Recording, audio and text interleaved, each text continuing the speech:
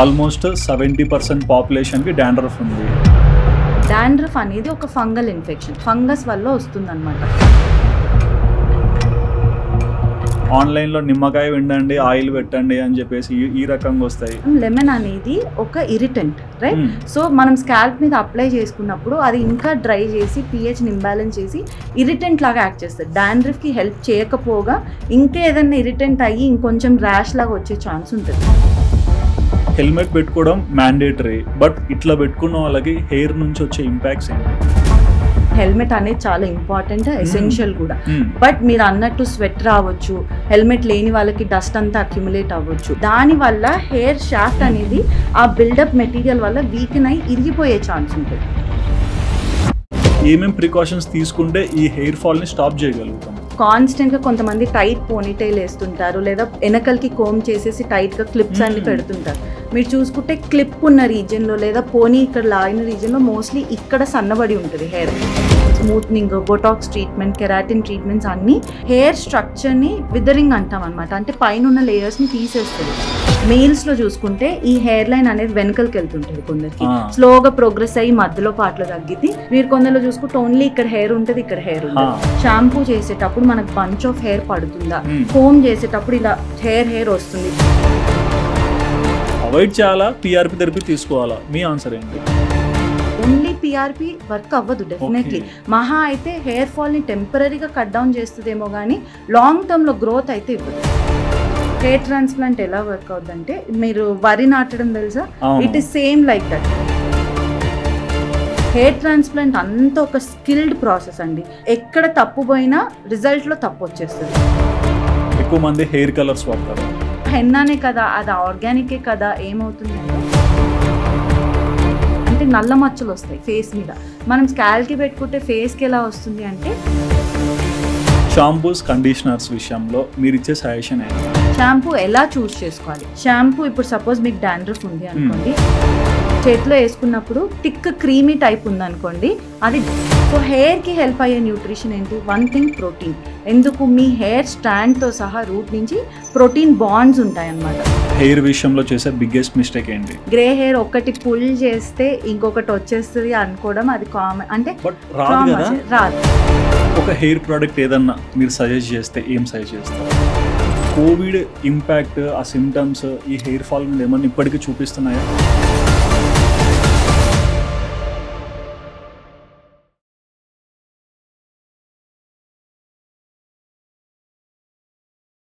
Hi viewers, welcome to Sudeep talks. ఈ interview వచ్చేసి కంప్లీట్గా హెయిర్ మీద డిస్కస్ చేస్తామండి. సో బేసిక్గా హెయిర్ అనేసరికి బర్త్ నుంచి డెత్ వరకు హెయిర్ ఎన్ని విధాలుగా ట్రాన్స్ఫార్మ్ అవుతుంది. అండ్ మేజర్గా ఈ రోజులలో హెక్టిక్ లైఫ్ అయిపోయింది. చాలామందికి యాంగ్జైటీ ఇష్యూస్ వస్తున్నాయి, స్ట్రెస్ ఎక్కువైపోతుంది, దానివల్ల హెయిర్ లాస్ కూడా చాలా ఎక్కువ అవుతుంది. అండ్ ఫిమేల్ వర్షన్లో కూడా మనం చూసుకుంటే చాలామందికి ప్యూబర్టీ ఇష్యూస్ వస్తున్నాయి, పీసీఓఎస్ కానీ పీసీఓడి కానీ. సో వీటన్నిటికీ హెయిర్కి ఉన్న కనెక్షన్ ఏంటి, ఎక్కడ మనం సోషల్ మీడియాలో ఎక్కువగా రీల్స్ చూసి మిస్లీడ్ అవుతున్నాం, ఇలా చాలా మిస్ఇన్ఫర్మేషన్ని ఈ ఇంటర్వ్యూలో ఒక మంచి ఇన్ఫర్మేషన్తో మనం అయితే ముందర తీసుకొచ్చాము. సో మీరు ఎవరైనా సరే హెయిర్ పట్ల ఎన్ని డౌట్స్ ఉన్నా సరే ఈ ఇంటర్వ్యూ అయితే మీకు బాగా నచ్చుతుందైతే నేను హోప్ చేస్తున్నాను.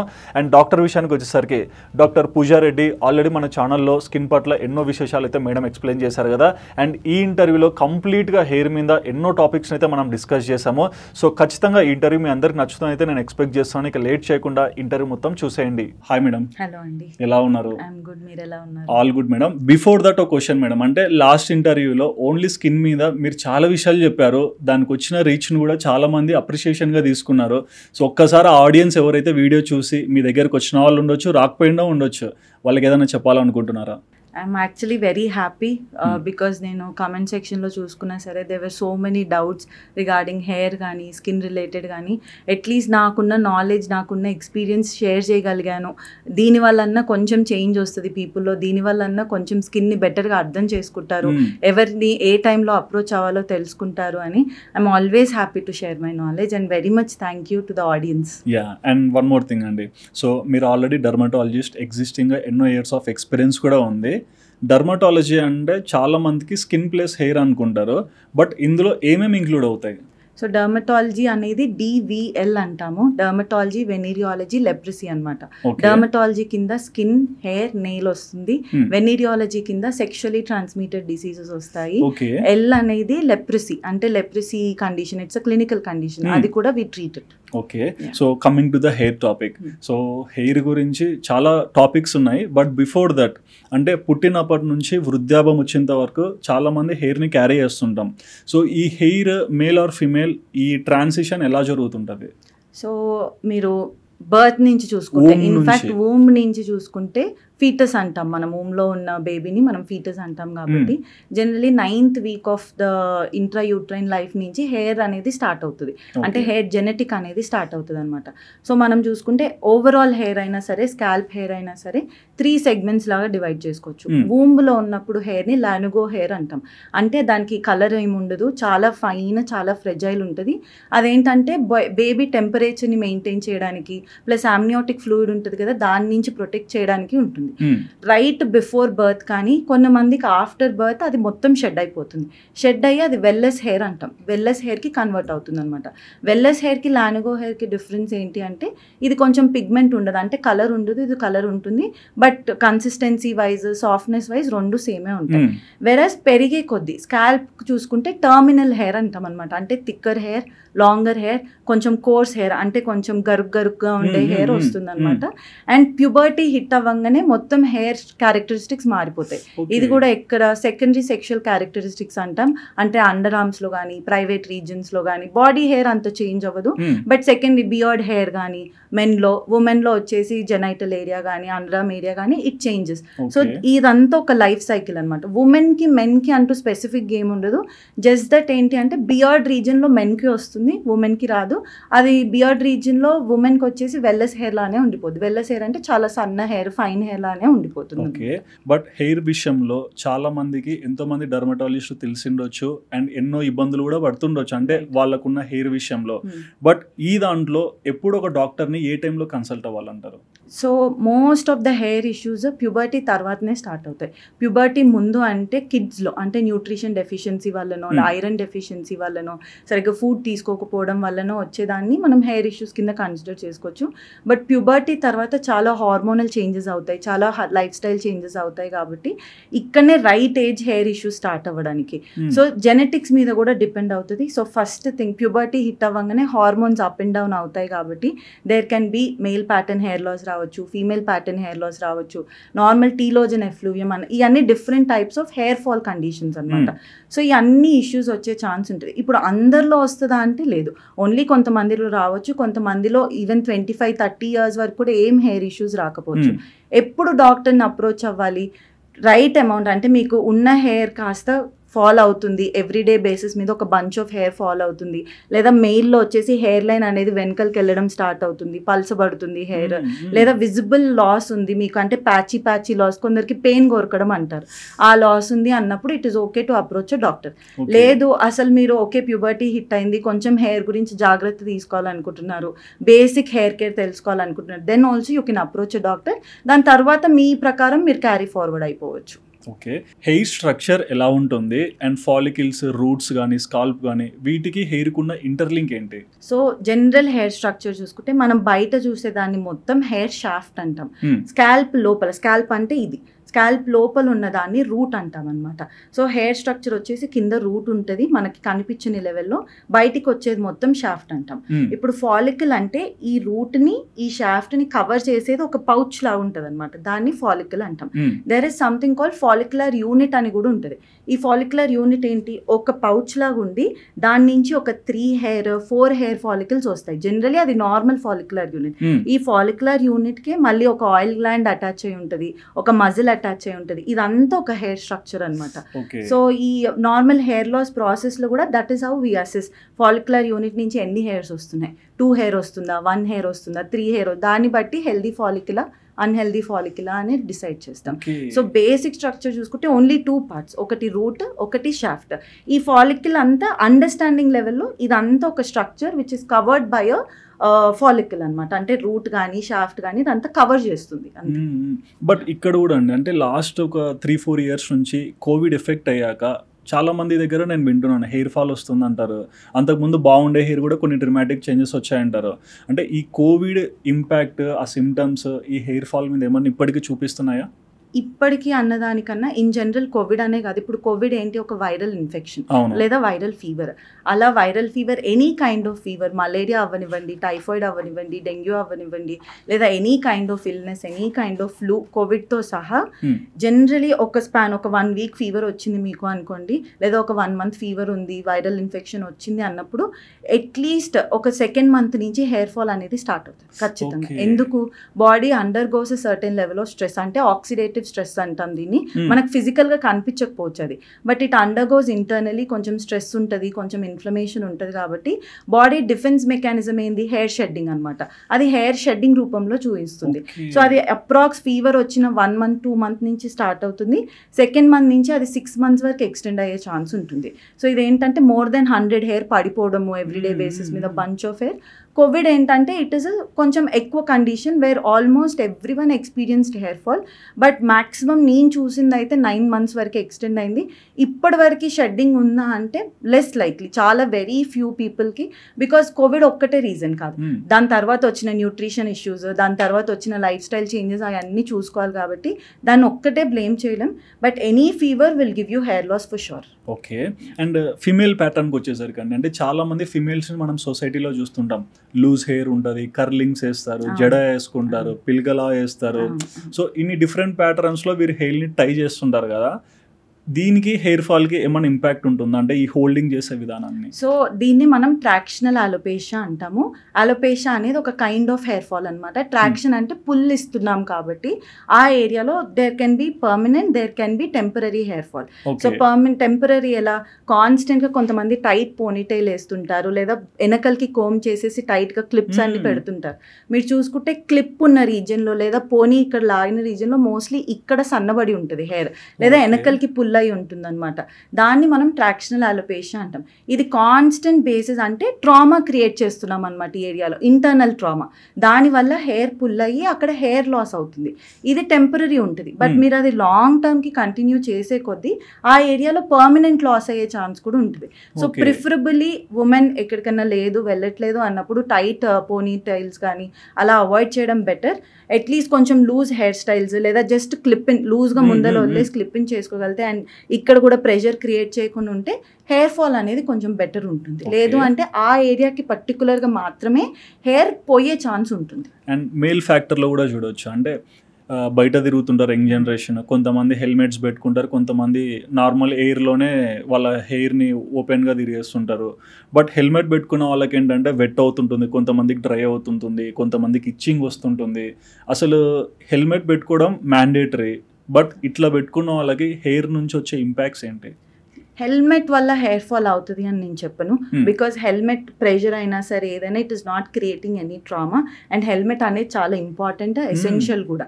బట్ మీరు అన్నట్టు స్వెట్ రావచ్చు, హెల్మెట్ లేని వాళ్ళకి డస్ట్ అంతా అక్యుములేట్ అవ్వచ్చు.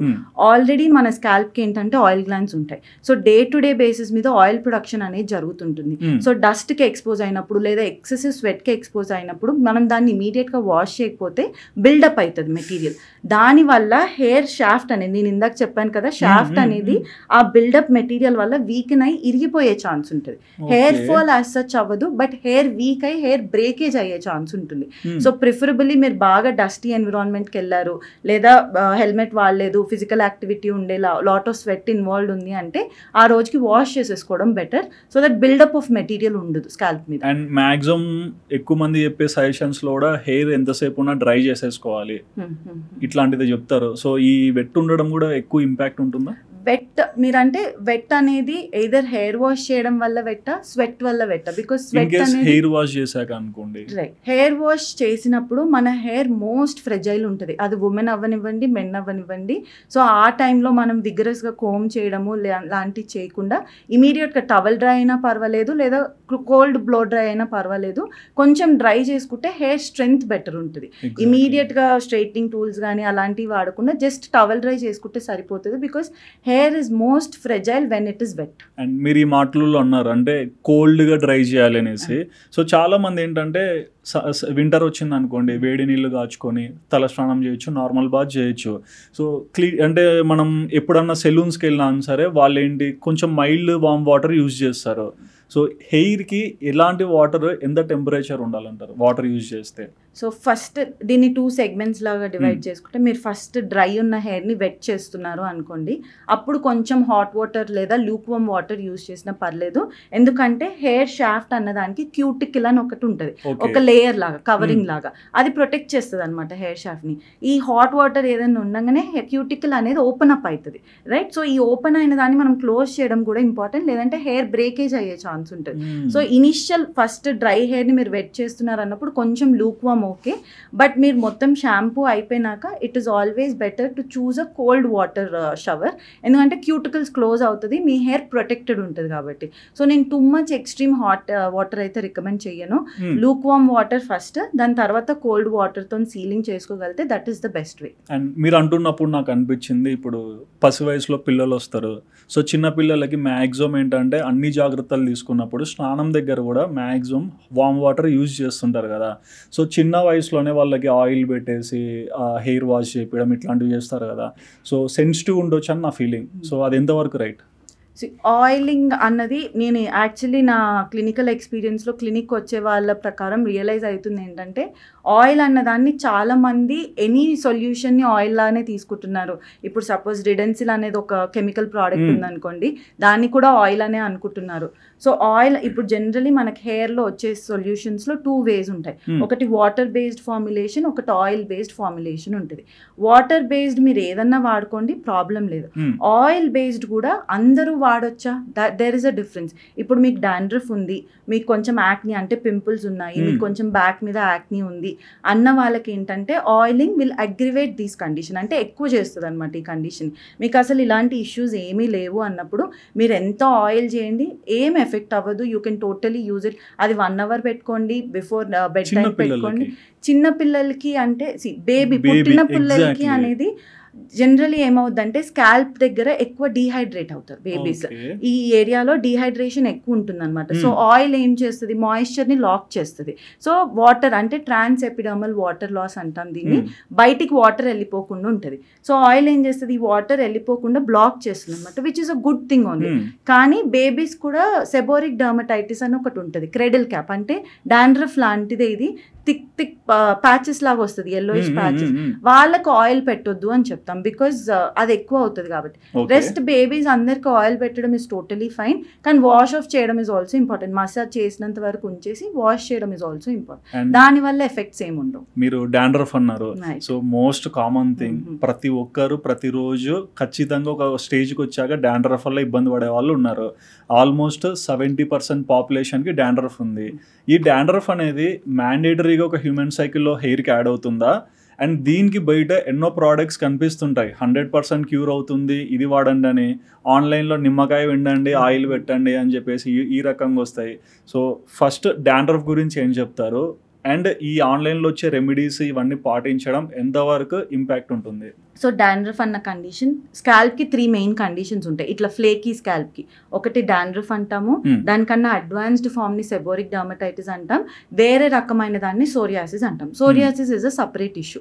డాండ్రఫ్ అనేది ఒక ఫంగల్ ఇన్ఫెక్షన్, ఫంగస్ వల్ల వస్తుంది అనమాట. దీనికి ఏమన్నా ఎక్స్టర్నల్ రీజన్స్ ఉంటాయంటే ఇది చేయడం వల్ల, ఇది తినడం వల్ల వచ్చిందా, లేదా ఇది పెట్టడం వల్ల వచ్చిందా అనేది ఏమి ఉండదు. If it is there, generally వింటర్లో అగ్రివేట్ అవుతుంది. అండ్ ఆ ప్రిడిస్పోజిషన్ అంటే ఆ టెండెన్సీ ఉన్న వాళ్ళకి ఎనీ స్ట్రెస్ఫుల్ కండిషన్లో కూడా అగ్రివేట్ అవుతుంది. డాండ్రఫ్ ఎలా ప్రెజెంట్ అవుతుంది, బాగా కొంచెం గ్రీజీ ఉంటుంది, కొంచెం ఫ్లేకీ ఉంటుంది, మొత్తం ఇక్కడ మీకు షోల్డర్స్ మీద తెలుస్తుంటుంది అండ్ ఆల్ రైట్. సో ఇప్పుడు ఏం చేయొచ్చు డాండ్రఫ్? అందరికీ ఉంటుందా అంటే అందరికీ ఏముండదు, బట్ 70 to 80% ఆఫ్ ద పీపుల్కి డాండ్రఫ్ ఏదో ఒక టైమ్ స్పాన్లో వచ్చే ఛాన్స్ ఉంటుంది. పర్మనెంట్ క్యూర్ ఉందా అంటే పర్మనెంట్ క్యూర్ లేదు డాండ్రఫ్కి.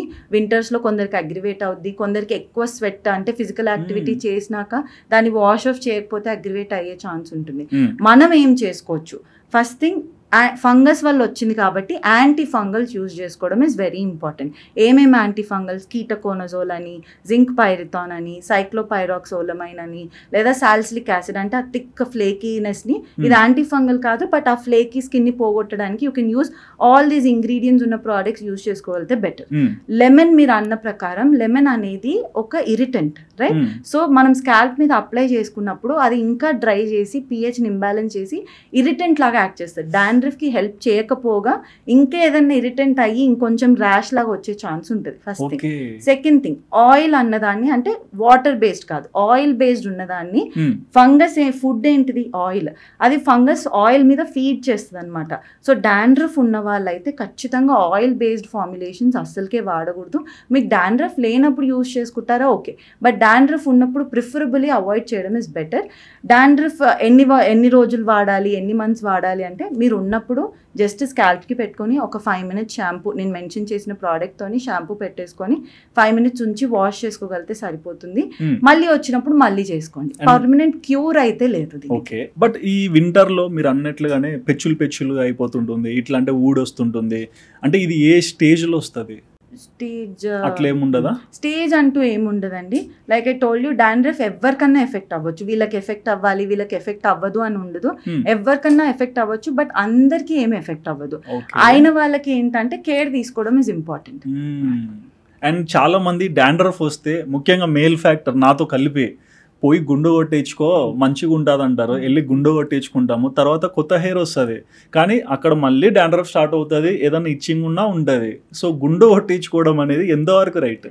సో ఇప్పుడు డాండ్రఫ్ దేనికి వస్తుంది? హెయిర్ అనేది వేరే ఎంటిటీ, స్కాల్ప్ అనేది వేరే ఎంటిటీ. డాండ్రఫ్ అనేది స్కాల్ప్కి వస్తుంది, అంటే నుదురుకి వస్తుంది, హెయిర్కి రావట్లేదు మనకి. సో మనం గుండులో ఏం చేస్తున్నాం? హెయిర్ తీసేస్తున్నాం, స్కాల్ప్ అలానే ఉంటుంది. సో స్కాల్ప్ లెవెల్ మీరు చూసుకుంటే చాలా మంది నా దగ్గర కూడా గుండు చేసుకొని వచ్చినప్పుడు వైట్ ప్యాచెస్ కనిపిస్తాయి. That is actually the dandruff, అంటే అది స్కాల్ప్ని ఎఫెక్ట్ చేస్తుంది. సో మీరు గుండు కొట్టించుకున్నా కొట్టించుకోకపోయినా స్కాల్ప్కి అటాచ్ అయి ఉంటుంది కాబట్టి ట్రీట్మెంట్ అంటే ట్రీట్ చేసుకోవడం ఈజ్ వెరీ ఇంపార్టెంట్. సో అది గుండు కొట్టించుకోవడం వల్ల అసలు బెటర్ అవ్వదు. ఖచ్చితంగా అన్నెసెసరీగా హెయిర్ని పోగొట్టుకోకండి. ఓకే, అండ్ లైఫ్ స్టైల్ కానీ హెయిర్ గురించి కానీ మనం మాట్లాడుకుంటే న్యూట్రిషన్స్కి అంటే న్యూట్రిషన్ ఫుడ్కైనా న్యూట్రిషన్ వాల్యూస్కైనా హెయిర్కి ఉన్న ఇంటర్లింక్ ఏంటి? ఇవి మన హెయిర్కి ఎలాంటి వాల్యూస్ యాడ్ చేస్తాయి? చాలా లింకప్ ఉంటుందండి. హెయిర్ గ్రోత్, హెయిర్ డెన్సిటీ ఎంత అయితే జెనెటిక్ డిపెండెంట్ ఉంటుందో దాన్ని మనం through out the life style maintain చేసుకోవాలంటే ఫుడ్ ఇంపాక్ట్ చాలా ఉంటుంది. First thing junk, like I told you, sugars అనేది చాలా బ్యాడ్. హెయిర్కి అవ్వనివ్వండి, స్కిన్కి అవ్వనివ్వండి.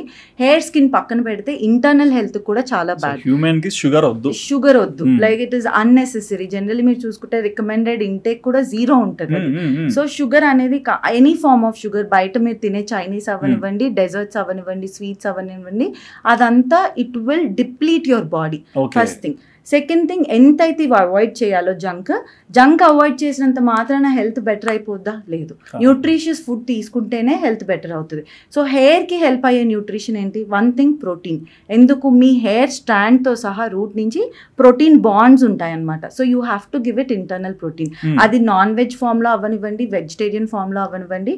Protein like chicken, fish, eggs, all your green leafy vegetables. Green leafy vegetables are rich in omega-3 fatty acids, antioxidants. ఇది కూడా ఇన్ఫ్లమేషన్ ని తగ్గించి హెయిర్ హెల్త్ ని బెటర్ చేస్తుంది. And vegetarian sources of protein, any pulses, lentils, rajma, chole, chana, cowpeas, ragi java, edamame, ఇవన్నీ మంచి sources. ఇవి daily basis మీద తీసుకోగలగాలి. ఇది మన హెయిర్ స్ట్రెంగ్త్ కి హెల్ప్ చేస్తుంది. Whereas coming to the green leafy vegetables అవ్వచ్చు, flax seeds, chia seeds, pumpkin seeds, ఇవన్నీ they are rich in omega-3 fatty acids అంటాం. All your nuts and seeds. ఇదేంటి? బాడీ ఇన్ఫ్లమేషన్ ని, ఆక్సిడేటివ్ స్ట్రెస్ ని తగ్గిస్తుంది కాబట్టి హెయిర్ హెల్త్ ని ఇంకా బెటర్ చేస్తుంది. ఇదేదో 1 month ఫాలో అయిపోయి నా హెయిర్ హెల్త్ ఏం బెటర్ అవ్వట్లేదు అనుకోవద్దు. లైఫ్ టైం ప్రాసెస్ ఇది. లైఫ్ టైం ఫాలో అవ్వగలిగితే మీ హెయిర్ స్ట్రెంగ్త్ మీరే విజిబుల్ డిఫరెన్స్ చూస్తారు. But that doesn't mean only nutrition follow అవుతుంది. నా దగ్గర కొంతమంది పేషెంట్స్ వచ్చి మీరు చెప్పిన అన్ని ఫాలో అవుతున్నాను అయినా ఇలా ఏంటంటే కొంచెం జెనెటిక్ కాంపోనెంట్ కూడా ఉంటుంది. మనకి జీన్స్లో లేని హెయిర్ డెన్సిటీ అయితే మనం తెచ్చేయలేము. అలా అని మనం మెయింటైన్ చేసుకోవాలి అంటే nutrition is very very important. And కొంతమంది ఇప్పుడు నాకు గుర్తుంటారండి, మా ఇంట్లోనే రాత్రి ఆల్మండ్స్ నానబెట్టి పొద్దున్నే పీల్ చేసి తింటారు. ఇది వర్కౌట్ అవుతుందా? Like I told you, seeds and nuts are good antioxidants, omega-3 fatty acids. Over night దాన్ని సోక్ చేయడం ఓవర్ నైట్ ఎందుకు సోక్ చేస్తామంటే ఆల్మండ్కి ఏదైతే కోటింగ్ ఉంటుందో అది కొంచెం టాక్సిక్ అంటారు. సో వాటర్లో సోక్ చేయడం వల్ల ఆ టాక్సిసిటీ వెళ్ళిపోయి ఓన్లీ మనం పీల్ తీసి తింటాం సోక్ చేసినప్పుడు, ఎందుకంటే ఆ కోటింగ్ తీసి తింటాం కాబట్టి it is healthier for the gut. So work అవుతుంది అంటే డెఫినెట్లీ వర్క్ అవుతుంది, because there is good amount of absorption through the gut and all, definitely work అవుతుంది. సోక్ చేయకుండా కూడా తినొచ్చా అంటే, మీరు సోక్ చేస్తున్నారు అంటే పీల్ తీసి తినండి, సోక్ చేయట్లేదు అంటే you can consume it directly. And ఎక్కువ మంది వెజిటేరియన్స్ ఉన్న ఇబ్బంది ఇదే అండి, B12 గురించి చాలా ఇన్సఫిషియెంట్గా ఫీల్ అవుతారు. ఈ B12కి హెయిర్కి ఏమన్నా ఇంటర్లింక్ ఉందా? B12 హెయిర్ న్యూట్రిషన్ వైజ్ చూసుకుంటే టీలోజన్ ఎఫ్లూవియం అని ఒక కండిషన్ ఉంటుంది. Telogen effluvium generalized hair shedding ఉంటుంది, అంటే 100కి పైగా హెయిర్ పడిపోవడం డైలీ. సో ఇది మెయిన్లీ న్యూట్రిషన్, అంటే వైటమిన్ డెఫిషియన్సీస్ వల్ల కూడా వచ్చే ఛాన్స్ ఉంటుంది. మన ఇండియాలో కామన్ అయిన డెఫిషియన్సీ ఐరన్ డెఫిషియన్సీ అనేమియా అంటాం. సో ఐరన్ ఇంపార్టెంట్, దాని తర్వాత vitamin D important, B12 important, and కొంతమందికి థైరాయిడ్ ఇష్యూస్ వాటి వల్ల కూడా హెయిర్ ఫాల్ అయ్యే ఛాన్స్ ఉంటుంది. B12 యాజ్ సచ్ వెజిటేరియన్స్కి డెఫిషియన్సీ ఉండడం నిజమే, బట్ నా సర్ప్రైజ్ ఏంటంటే కొంతమంది వెజిటేరియన్ పేషెంట్స్ నా దగ్గరకు వచ్చినప్పుడు వాళ్ళ B12 400, 500 కూడా ఉంటుంది. It is the range is generally 200 to 900 or 1000 range. So మేము యాజ్ అ డర్మటాలజిస్ట్ ఎంత నార్మల్ కన్సిడర్ చేస్తామంటే అది 400, 500లో ఉంటే నార్మల్ కన్సిడర్ చేస్తాం. అది 300 ఉన్నా 250 ఉన్నా మేము డెఫిషియన్సీ కిందనే తీసుకుంటాం. సో న్యూట్రిషన్తో పాటు అంటే healthy food habits, good vitamin B12 rich న్యూట్రియన్స్తో పాటు we give them supplements also ఒక 2-3 months. దానివల్ల హెయిర్ హెల్త్ డెఫినెట్లీ బెటర్ అవుతుంది. అండ్ చాలా మంది చెప్తారు పడుకో అన్ని బాగుండే ఫస్ట్ నీ బాడీకి రెస్ట్ ఇవ్వాలని. స్లీప్ కానీ, స్ట్రెస్ కానీ, యాంగ్జైటీ కానీ, కొన్ని ఫిమేల్కి కొంతమందికి male or female hormonal changes ఇట్లాంటివి కూడా జరుగుతుంటాయి. సో వీటికి హెయిర్కి ఏమైనా ఇంటర్లింక్ ఉందా? డెఫినెట్లీ ఉంటుందండి. స్లీప్ విషయానికి చూసుకుంటే జనరలీ పడుకోవడం ఒక ఎత్తు అయితే ఎన్ని అవర్స్ పడుకుంటున్నామో, ఏ టైంకి పడుకుంటున్నామో అన్నది కూడా ఇంపార్టెంట్. సో టైమింగ్ చూసుకుంటే మన స్లీప్ హార్మోన్ ఏంటి అంటే మెలటోనిన్ అంటాం. ఈ melatonin night generally 10 o'clock to 10:30 PM మధ్యలో పీక్ అవుతుంది అనమాట సెక్రీషన్. సో మెలటోనిన్ అనేది ఒక రిపేర్ హార్మోన్, అంటే మనం పడుకున్నప్పుడు ఈ మెలటోనిన్ మన బాడీని రిపేర్ చేస్తుంటుంది, రైట్? సో మనం ఒక 11, 12, 1, 2 క్రాస్ చేసి పడుకున్నాం అనుకోండి, సడన్ ఫాల్ ఉంటుంది మెలటోనిన్లో. ఈ మెలటోనిన్ ఎప్పుడైతే ఫాల్ అవుతుందో జనరలీ కార్టిసాల్ అనేది మన స్ట్రెస్ హార్మోన్, ఇది మార్నింగ్ అరౌండ్ 8 AM సెక్రీట్ అవుతుంది అండ్ పీక్ అవుతుంది ఆ టైంలో. సో ఈ మెలటోనిన్ పడినప్పుడు ఈ cortisol 3 times the normal range అవుతుంది. Now this cortisol stress hormone నేనైతే చెప్పానో అది direct impact on the hair health. ఎలా కొంచెం ఇన్ఫ్లమేషన్ క్రియేట్ చేసి హెయిర్ ఫాల్ కాజ్ చేస్తుంది, హార్మోనల్ ఇంబ్యాలెన్స్ కాజ్ చేసే ఛాన్స్ ఉంటుంది ఉమెన్లో, అండ్ ఆక్సిడేటివ్ స్ట్రెస్ అంటాం. ఈ 3 are very important for hair health. ఈ 3 పాడు చేసేస్తుంది ఈ స్లీప్ వల్ల, ఈ స్ట్రెస్ వల్ల. So sleep is very important. In fact నా టాప్ మోస్ట్ ట్రీట్మెంట్ ప్రయారిటీలో first comes sleep, second comes diet, then comes medical treatment. Medical treatment డైరెక్ట్గా పని చేయదు if you not addressing it internally. And వీటన్నిటికన్నా అంతకు మించి ఒక క్వశ్చన్ వచ్చింది. బేసిక్గా ఇప్పుడున్న జనరేషన్ మ్యాక్సిమం పార్టీస్కి అడిక్ట్ అయ్యారు, స్మోక్ చేస్తారు, ఆల్కహాల్ చేస్తారు, కొన్నిసార్లు ఫిమేల్స్ కూడా అందులో ఇన్వాల్వ్ అయ్యి కనిపిస్తుంటారు. సో ఈ స్మోకింగ్, ఆల్కహాల్ చాలామంది ఎన్నో రకాలుగా చెప్తారు ఇంత ఇంపాక్ట్ ఉంటుందని, బట్ ఫెయిర్ ఎక్స్ప్లెనేషన్ ఏమంటారు? స్మోకింగ్, ఆల్కహాల్ 2 separate entities లా తీసుకుంటే smoking has direct impact on hair. Alcohol doesn't have direct impact on hair. Smoking ఎలా అంటే ఫస్ట్ థింగ్ స్మోక్లో నికోటిన్ అనేది ఉంటుంది, రైట్? సో ఈ నికోటిన్ డైరెక్ట్గా హెయిర్ హెల్త్ని ఎఫెక్ట్ చేస్తుంది, న్యూట్రిషియస్ వాల్యూ తగ్గిస్తుంది. సెకండ్ థింగ్ స్మోకింగ్ ఉట్టి స్కాల్ప్ లెవెల్లోనే కాదు, బాడీ లెవెల్లో మొత్తం వెజల్స్ని అంటే బ్లడ్ వెజల్స్ని ష్రింక్ చేస్తుంది అనమాట, అంటే దగ్గరికి చేసేస్తుంది. సో దగ్గరికి చేసినప్పుడు ఏమవుతుంది, దానికి బాడీకి సప్లై అవ్వాల్సిన న్యూట్రిషన్ కూడా కాంప్రమైజ్ అయిపోద్ది. సో స్కాల్ప్ లెవెల్లో కూడా మనకు డైలేటెడ్ ఉన్న వెజల్స్ని ష్రింక్ చేస్తుంది కాబట్టి హెయిర్కి అందాల్సిన న్యూట్రిషన్ అందట్లేదు. సో దానివల్ల హెయిర్ హెల్త్ పాడవుతుంది, హెయిర్ అంటే లైఫ్ కూడా తగ్గిపోతుంది అనమాట. సో స్మోకింగ్, దాంతోపాటు oxidative stress again. So smoking వల్ల డైరెక్ట్ ఇంపాక్ట్ ఖచ్చితంగా ఉంటుంది. మీరు చూసుకుంటే 1 month స్మోకింగ్ ఆపేస్తే నికోటిన్ కూడా బ్లడ్ నుంచి వెళ్ళిపోతుంది.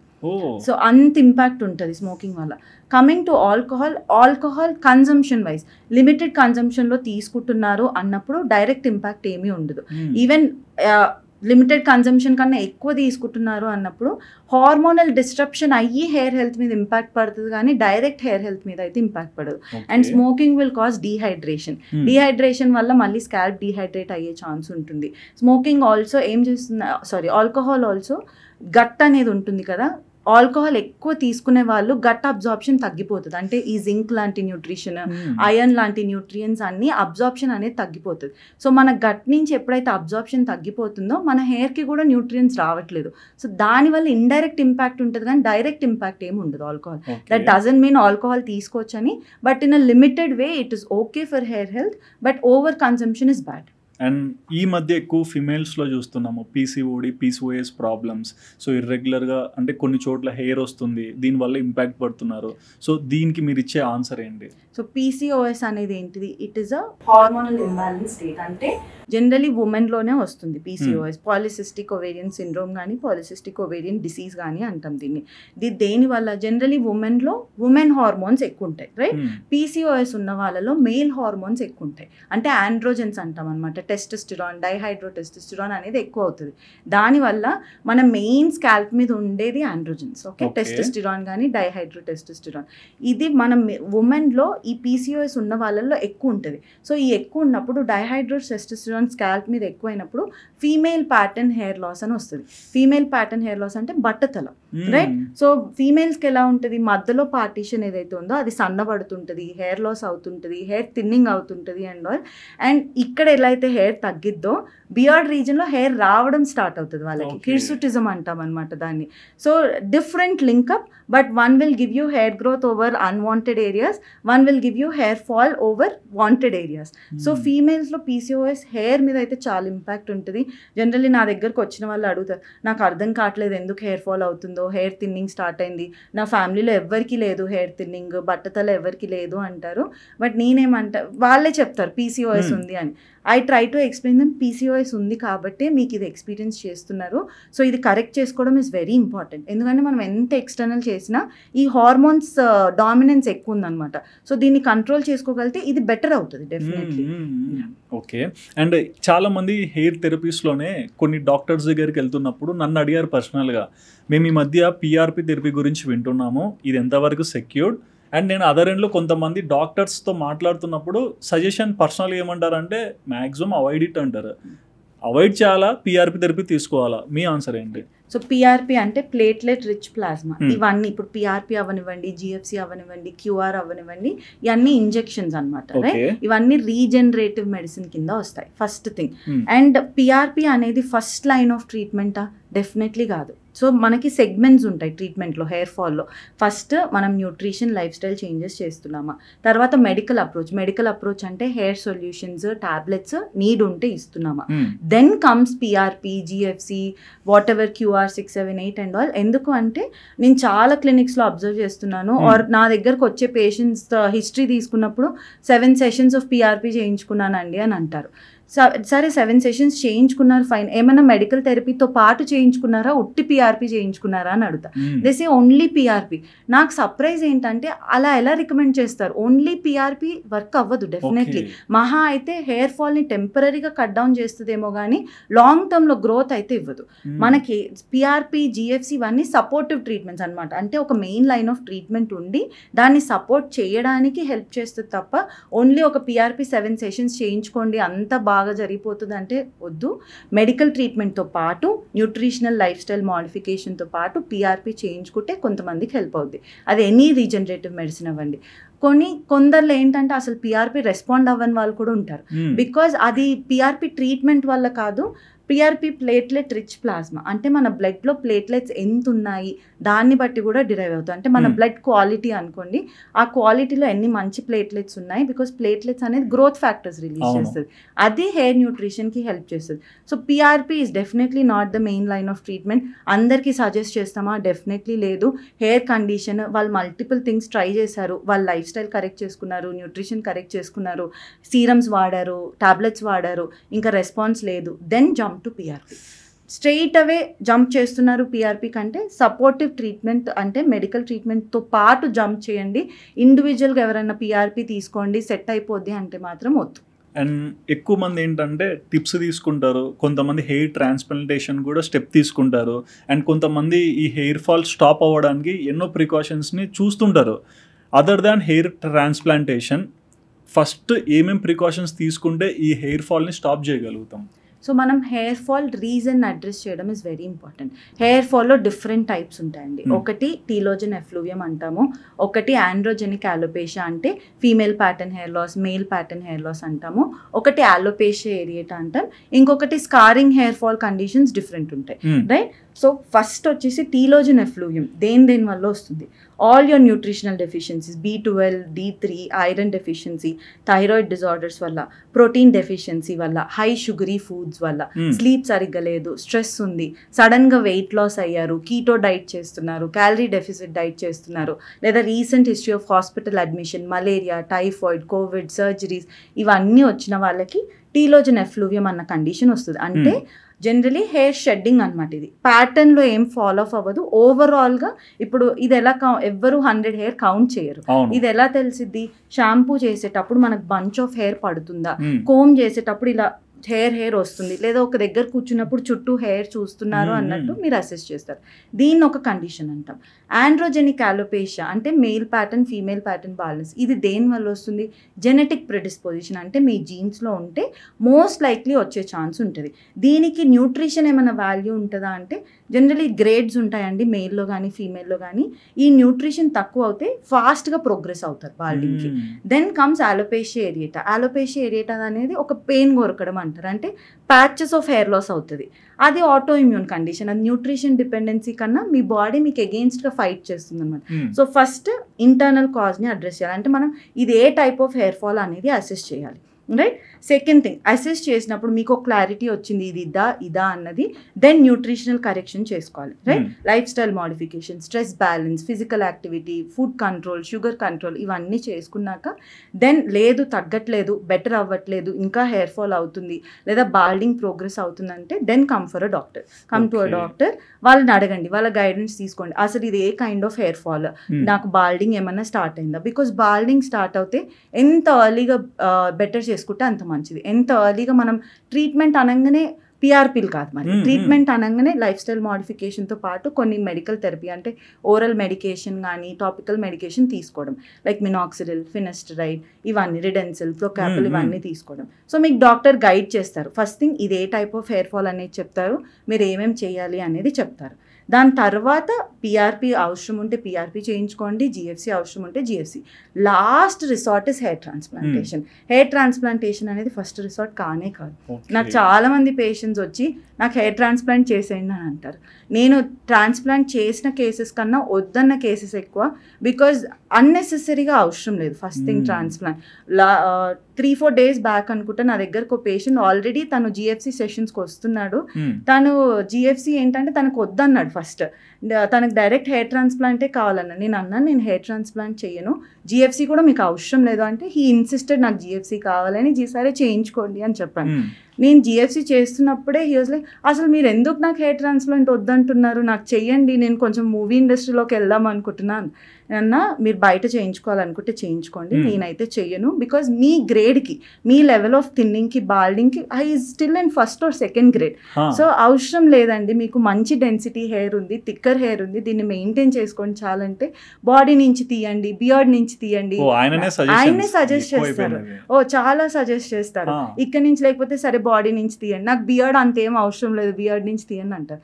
So choosing the right patient is also very important. Because unnecessary hopes ఇచ్చేసి దాని తర్వాత రిజల్ట్స్ రాకపోతే వాళ్ళే డిసప్పాయింట్ అవుతారు. సో మీరు ఫస్టే వాళ్ళకు రియలిస్టిక్ ఎక్స్పెక్టేషన్స్ ఇచ్చి నో అన్నా పర్లేదు, give the right treatment. So hair ట్రాన్స్ప్లాంటేషన్లోనే కొంచెం డెప్త్గా వెళ్తే, సో మీరు అన్న ప్రకారము ఎప్పుడు ఒక మనిషికి హెయిర్ ట్రాన్స్ప్లాంటేషన్ పర్ఫెక్ట్గా అవసరమో దానికంటూ రైట్ టైం కానీ రైట్ ఏజ్ కానీ ఏమన్నా ఉంటుందా? సో హెయిర్ ట్రాన్స్ప్లాంట్ అనేది ఇన్ డీటెయిల్ చెప్పాలంటే ఫస్ట్ ఎవరికి అవసరం అనేది చూసుకోవాలి. నేను చెప్పినట్టు టీలోజన్ ఎఫ్లూవియం ఉన్న వాళ్ళకి హెయిర్ ట్రాన్స్ప్లాంట్ అవసరం లేదు, బికాజ్ వాళ్ళకి జనరలైజ్డ్ ఫాల్ ఉంటుంది. మేల్స్లో చూసుకుంటే ఈ హెయిర్ లైన్ అనేది వెనకలకి వెళ్తుంటుంది, కొందరికి స్లోగా ప్రోగ్రెస్ అయ్యి మధ్యలో పాటలో తగ్గిద్ది. మీరు కొందరిలో చూసుకుంటే ఓన్లీ ఇక్కడ హెయిర్ ఉంటుంది, ఇక్కడ హెయిర్ ఉంటుంది. సో ఇవన్నీ గ్రేడ్స్ అనమాట మేల్స్లో. ఫీమేల్స్లో వచ్చేసి మధ్యలో పాపటి వైడన్ అవుతూ ఈ మధ్యలో పోతుంది, రైట్? సో ఇది మేల్కి ఫీమేల్కి డిఫరెన్స్ హెయిర్ అంటే బట్టతలలో. నౌ మేల్స్లో వచ్చేసి 7 స్టేజెస్ ఉంటాయి ఒక క్లాసిఫికేషన్ ప్రకారం. ఈ 7 స్టేజెస్లో ఫస్ట్ 2 స్టేజెస్ వాళ్ళకైతే అవసరం లేదు ట్రాన్స్ప్లాంట్. వాళ్ళకి medical therapy, nutrition, life style మోడిఫికేషన్తో బెటర్ చేసుకోవచ్చు లేదా మెయింటైన్ చేసుకోవచ్చు. వెరస్ థర్డ్ నుంచి ప్రోగ్రెస్ అవుతున్నారు. థర్డ్ అనగానే డిఫరెంట్ మళ్ళీ దాంట్లో సబ్ టైప్స్ ఉంటాయి. మనం రైట్ వేలో సెలెక్ట్ చేసుకోవడం ఇస్ ఇంపార్టెంట్. బికాజ్ మనం ఎంతైతే ట్రాన్స్ప్లాంట్ చేయాలనుకుంటున్నామో అంత డోనర్ ఏరియా కూడా ఉండాలి మనకి. బికాజ్ హెయిర్ ట్రాన్స్ప్లాంట్ ఎలా వర్క్ అవుతుందంటే, మీరు వరి నాటడం తెలుసా, it is same like that. So first ఏంటంటే మనం ఒక ప్రీ అనెస్థెటిక్ చెకప్ చేసేస్తాము, మొత్తం అన్ని బ్లడ్ టెస్ట్ అవన్నీ చేసేసి అతను ఫిట్ ఉన్నాడా లేదా ట్రాన్స్ప్లాంట్ కంటే, అతని హార్ట్ యాక్టివిటీ కానీ ఓవరాల్ ఇంటర్నల్ హెల్త్ కానీ ఈసీజీ కానీ అన్ని నార్మల్ ఉన్నాయి అంటేనే we take him first grade assessment, దాని తర్వాత బ్లడ్ టెస్ట్. ఇవి నార్మల్ ఉన్నాయంటే we take him for surgery. సర్జరీలో ప్రాసెస్ ఏంటి, ఫస్ట్ మొత్తం అంతా షేవ్ చేసేస్తాము. షేవ్ చేసి ఈ డోనర్ ఏరియా సెలెక్ట్ చేస్తాం, మార్క్ చేస్తాం, and we give him a hair line design. And తనకి ఎక్కడి వరకు ఇవ్వగలుగుతాము, తను ఏమి ఎక్స్పెక్ట్ చేస్తున్నాడో ఫస్ట్ తెలుసుకుంటాం. తెలుసుకొని జనరలీ 2 టైప్స్ ఉంటాయండి దీంట్లో. ఫాలిక్యులర్ యూనిట్ ట్రాన్స్ప్లాంట్ అంటాము, FUT, FUE follicular unit extraction అంటాం అనమాట. పాత కాలంలో FUT చేసేవాళ్ళు, కొందరు ఇప్పటికీ చేస్తున్నారు. ఇదేంటంటే ఒక వెనకల నుంచి ఒక స్ట్రిప్ కట్ చేస్తారనమాట. హెయిర్ స్ట్రిప్ అనేది కట్ చేసి దాన్ని బయటికి తీసుకొచ్చి అప్పుడు ఫాలికల్స్ ఎక్స్ట్రాక్ట్ చేస్తారు. వారి నాటడం లాగా. సో ఇందాక మీకు చెప్పినట్టు ఫాలిక్యులర్ యూనిట్ అని ఒకటి ఉంటుంది. సో అది తీస్తున్నాం మనం ఇక్కడ. ఫాలిక్యులర్ యూనిట్ ఎక్స్ట్రాక్షన్లో కూడా అదే చేస్తున్నాం, కానీ మనం స్ట్రిప్ తీయట్లేదు, చిన్న చిన్న పంచెస్ చేసి డైరెక్ట్ యూనిట్నే తీసేస్తున్నాం. సో గ్రాఫ్ట్ అనేది మనకు తెలుస్తుంటుంది అనమాట. అంటే దీంట్లో 3 ఉన్నాయా, 4 ఉన్నాయా, 2 ఉన్నాయా. సో గ్రాఫ్ట్ సెలెక్షన్ కూడా చాలా ఇంపార్టెంట్. అంటే హెయిర్ ట్రాన్స్ప్లాంట్ అంతా ఒక స్కిల్డ్ ప్రాసెస్ అండి. ఎక్కడ తప్పు పోయినా రిజల్ట్లో తప్పు వచ్చేస్తుంది. So everything should be framed properly.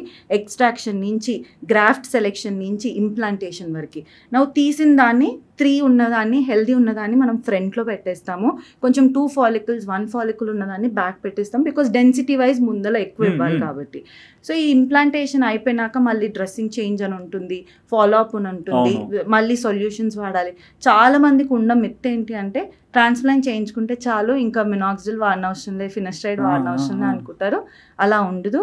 Transplant చేయించుకున్నా చేయించుకోకపోయినా మేము మినాక్సిల్, ఫినస్ట్రైడ్ బాల్డింగ్ ఉన్న వాళ్ళకి మ్యాండేటరీ. ఎందుకు, ట్రాన్స్ప్లాంట్ చేసిన హెయిర్కి మనం షూరిటీ ఇస్తున్నాం కాబట్టి. కానీ ఎగ్జిస్టింగ్ హెయిర్ ఏదైతే ఉందో మీకు ఆల్రెడీ, అది పడిపోయే ఛాన్స్ ఉంటుంది ఫ్యూచర్లో. దాన్ని కాపాడుకోవడానికి మనం ఇవి యాడ్ చేస్తాం. సో అందరికీ హెయిర్ ట్రాన్స్ప్లాంట్ అవసరం లేదు. బాల్డింగ్ స్టార్ట్ అయింది, థిన్నింగ్ అనగానే హెయిర్ ట్రాన్స్ప్లాంట్ సజెస్ట్ చేస్తే don't fall for it. First assess చేసుకోండి, ఒక 1 year టైం ఇవ్వండి మీ హెయిర్కి, మీరు కరెక్ట్ చేసుకోవడానికి ట్రై చేయండి. దాని తర్వాత ఇంక అవ్వట్లే, బాల్డింగ్ ప్రోగ్రెస్ అవుతుంది, లేదా మీ ఫాదర్కి, మదర్కి స్ట్రాంగ్ జెనెటిక్స్ ఉన్నాయి అన్నప్పుడు గో ఫర్ ఎ ట్రాన్స్ప్లాంట్. అది కూడా మీకు సూట్ అవుతుంది, మీరు అన్ని పారామీటర్స్ ఫిట్ అయ్యారు అంటేనే. లేదంటే అన్నెసెసరీ, ఇంకోటి sterility is very important. Sterile ఎన్విరాన్మెంట్లో చేయించుకోవడం, because infection ultimately hair transplant అనేది ఒక సర్జరీ. ఎంత మైనర్ సర్జరీ అయినా సరే బ్లడ్ ఇన్వాల్వ్ ఉంటుంది, మనం తీసి పెడుతుండాలి and all. So hygiene is very important. Sterile ఉన్న ప్లేస్లోనే చేయించుకోండి. ఓకే, బట్ హెయిర్ ట్రాన్స్ప్లాంటేషన్లో ఇన్ని మెథడ్స్ ఉన్నాయి కదా, which method is safe and suggestion me side నుంచి? సేఫ్ అన్న దానికన్నా నేను FUT, FUE అని చెప్పాను కదా, FUTలో మీకు ఒక స్కార్ లైన్ కనిపిస్తుంది, రైట్? అంటే ఒక లైన్ క్లియర్గా మనకి హెయిర్ పెరిగినప్పుడు సపరేట్ చేసి చూస్తే లైన్ కనిపించేస్తుంది. అండ్ FUE ఏంటంటే చిన్న చిన్న హోల్స్ ఉంటాయి, అవి క్లోజ్ అయిపోతాయి హీల్. సో స్కారింగ్ అంతా కనిపించదు, first thing. Second thing, I personally would prefer FUE only because it is an advanced form, it is an better technique also. మనకి అంటే ఎక్స్ట్రాక్షన్ వైజ్ అదంతా ఈజియర్ ఉంటుంది కాబట్టి FUE is only better than FUT if you ask according to me. But ఏదైనా సరే cost billing అనేది మ్యాండేటరీగా ఉంటుంది. ఒక్కొక్క క్లినిక్లో ఒక్కొక్క ప్రైసెస్ ఉండొచ్చు. బట్ మీ ప్రకారము దీని ప్రైసెస్ ఎలా ఉండొచ్చు అండ్ దీనికి ఇన్సూరెన్స్ ఏమన్నా ఇంటర్లింక్ అయి ఉంటుందా? సో ఇన్సూరెన్స్ అయితే కవర్ అవ్వదండి, బికాజ్ ట్రాన్స్ప్లాంటేషన్ అనేది ఒక పర్సనల్ చాయిస్. కొంతమంది చేయించుకోవచ్చు, కొంతమంది చేయించుకోవచ్చు. ఎందుకు చేయించుకుంటున్నారు? కాస్మెటిక్ అపియరెన్స్ కోసం. ఏదో హెల్త్ కండిషన్ కాదు ఇది. అంటే ఇది ఏదో లివర్ ట్రాన్స్ప్లాంట్ కాదు, కిడ్నీ ట్రాన్స్ప్లాంట్ కాదు, అది లేకపోతే బతుకరు అన్నట్టు కాదు. So it is totally a personal choice, first thing. So ఇది కాస్మెటిక్ కిందికి వస్తుంది కాబట్టి no health insurance is covered. అది ఏ కంట్రీలో అయినా సరే కాస్మెటిక్ ట్రీట్మెంట్స్కి హెల్త్ ఇన్సూరెన్స్ కవర్ అవ్వదు, first thing. Second thing, pricing ఎలా ఉండాలి అన్నదానికి కొంతమంది ఏంటంటే పర్ గ్రాఫ్ట్ చార్జ్ చేస్తారు, కొంతమంది ఏంటంటే ఓవరాల్గా స్లాబ్స్ పెడతారు అనమాట. అంటే 1500 to 2000 గ్రాఫ్స్ అయితే ఇంత, 3000 to 4000 గ్రాఫ్స్ అయితే ఇంత అనేది. Either way it is correct only. But మీరేం చూసుకోవాలి అని అంటే గ్రాఫ్ట్ వాళ్ళు ఇచ్చిన గ్రాఫ్స్ అంత డెన్సిటీ మీకు కవర్ అవుతుంది. ఎవరు కౌంట్ చేయరు. చాలా మంది ఏం చేస్తున్నారు, 3000 అంటారు, 1500 పెట్టి పంపిస్తారు. బికాస్ నా దగ్గరకు వచ్చే పేషెంట్స్ 3000 గ్రాఫ్స్ చేయించుకున్నాను మ్యామ్ 10 years బ్యాక్. అసలు అక్కడ కనిపించట్లేదండి 3000 గ్రాఫ్స్ పెట్టినట్టు. అలా ఎలా చేయించుకున్నారు మీరు? బికాస్ 3000 గ్రాఫ్స్ ఇస్ ఫుల్లర్, మంచి డెన్సిటీ. 1500 మనకు తెలిసిపోద్ది దూరం స్పేస్. మీరు చెప్పినప్పుడు నాకు కనెక్ట్ అయింది. ఇప్పుడు మా ఫ్రెండ్స్ కొంతమంది మ్యారేజ్ టైంలో యాజ్ యూజువల్ చేయించుకున్నారు, బట్ తర్వాత మొత్తం కనిపించట్లేదు. నాకు ఇప్పుడు డాట్స్ కనెక్ట్ అయ్యాయి. సో అది స్కాటర్డ్ గా పెడతారు, ఫుల్ ఇచ్చినట్టు అనిపిస్తుంది. ఇంకొంతమంది ఏం చేస్తారు, నేను మీకు ఇందాక చెప్పా, హెల్దియర్ గ్రాఫ్ట్ అని ఉంటుంది, అన్హెల్దియర్ గ్రాఫ్ట్ అని ఉంటుంది. ఆ 3000 చూపించడానికి కొంతమంది అన్ని పెట్టేస్తారు. అన్హెల్దీ నుంచి ఎలా అయినా రాదు హెయిర్, మనం కానీ పెట్టినట్టు కనిపిస్తుంది ఆ టైంకి. సో ఇవన్నీ చూసుకోవడం ఇస్ వెరీ ఇంపార్టెంట్. పేషెంటా లేదా క్లయింటా అవన్నీ చూసుకోలేరు, but at least talk to your doctor. Doctor చెప్పింది కరెక్ట్గా అసెస్ చేస్తున్నారా లేదా, నాకు ఇంత గ్రాఫ్స్ ఇస్తున్నారా లేదా, బిఫోర్ ఆఫ్టర్ పిక్చర్స్ చూపిస్తున్నారా లేదా. 3000 గ్రాఫ్స్ అంటే ఎలా ఉంటుంది, 1500 గ్రాఫ్స్ అంటే బిఫోర్ చేసిన పేషెంట్స్కి చూపిమని అడిగితే they'll show it to you. దాన్ని బట్టి వెళ్ళండి. ప్రైజింగ్ వైజ్ మీరు అడిగితే పర్ గ్రాఫ్ చార్జ్ చేసిన, స్లాబ్ వైజ్ చార్జ్ చేసిన, make sure you are getting that grafts. And దీంట్లో కూడా అండి హెయిర్ ట్రాన్స్ప్లాంటేషన్లో కూడా నార్మల్గా మీరు చెప్పిన ప్రాసెస్ నేను విన్నాను. ఈ మధ్య లేటెస్ట్గా ఎక్కువ వినేది లాంగ్ హెయిర్ కూడా పెడతాము, సింగిల్ సిట్టింగ్లో అయిపోతుంది అంటారు. లాంగ్ హెయిర్ ట్రాన్స్ప్లాంటేషన్ నిజంగా మిత్తా లేకుంటే ఫ్యాక్ట్? సో చేస్తున్నారండి. సో లాంగ్ హెయిర్ ఏంటంటే మోస్ట్లీ ఉమెన్కి ప్రిఫర్ చేస్తారు, బికాజ్ ఉమెన్ మొత్తం షేవ్ చేసుకోవడానికి రెడీ అవ్వరు కాబట్టి. సో ఏం చేస్తారంటే ఆ ఏరియాకి ఇప్పుడు పెట్టే ఏరియాని మాత్రం షేవ్ చేసేస్తారు, తీసే ఏరియాని they segregate.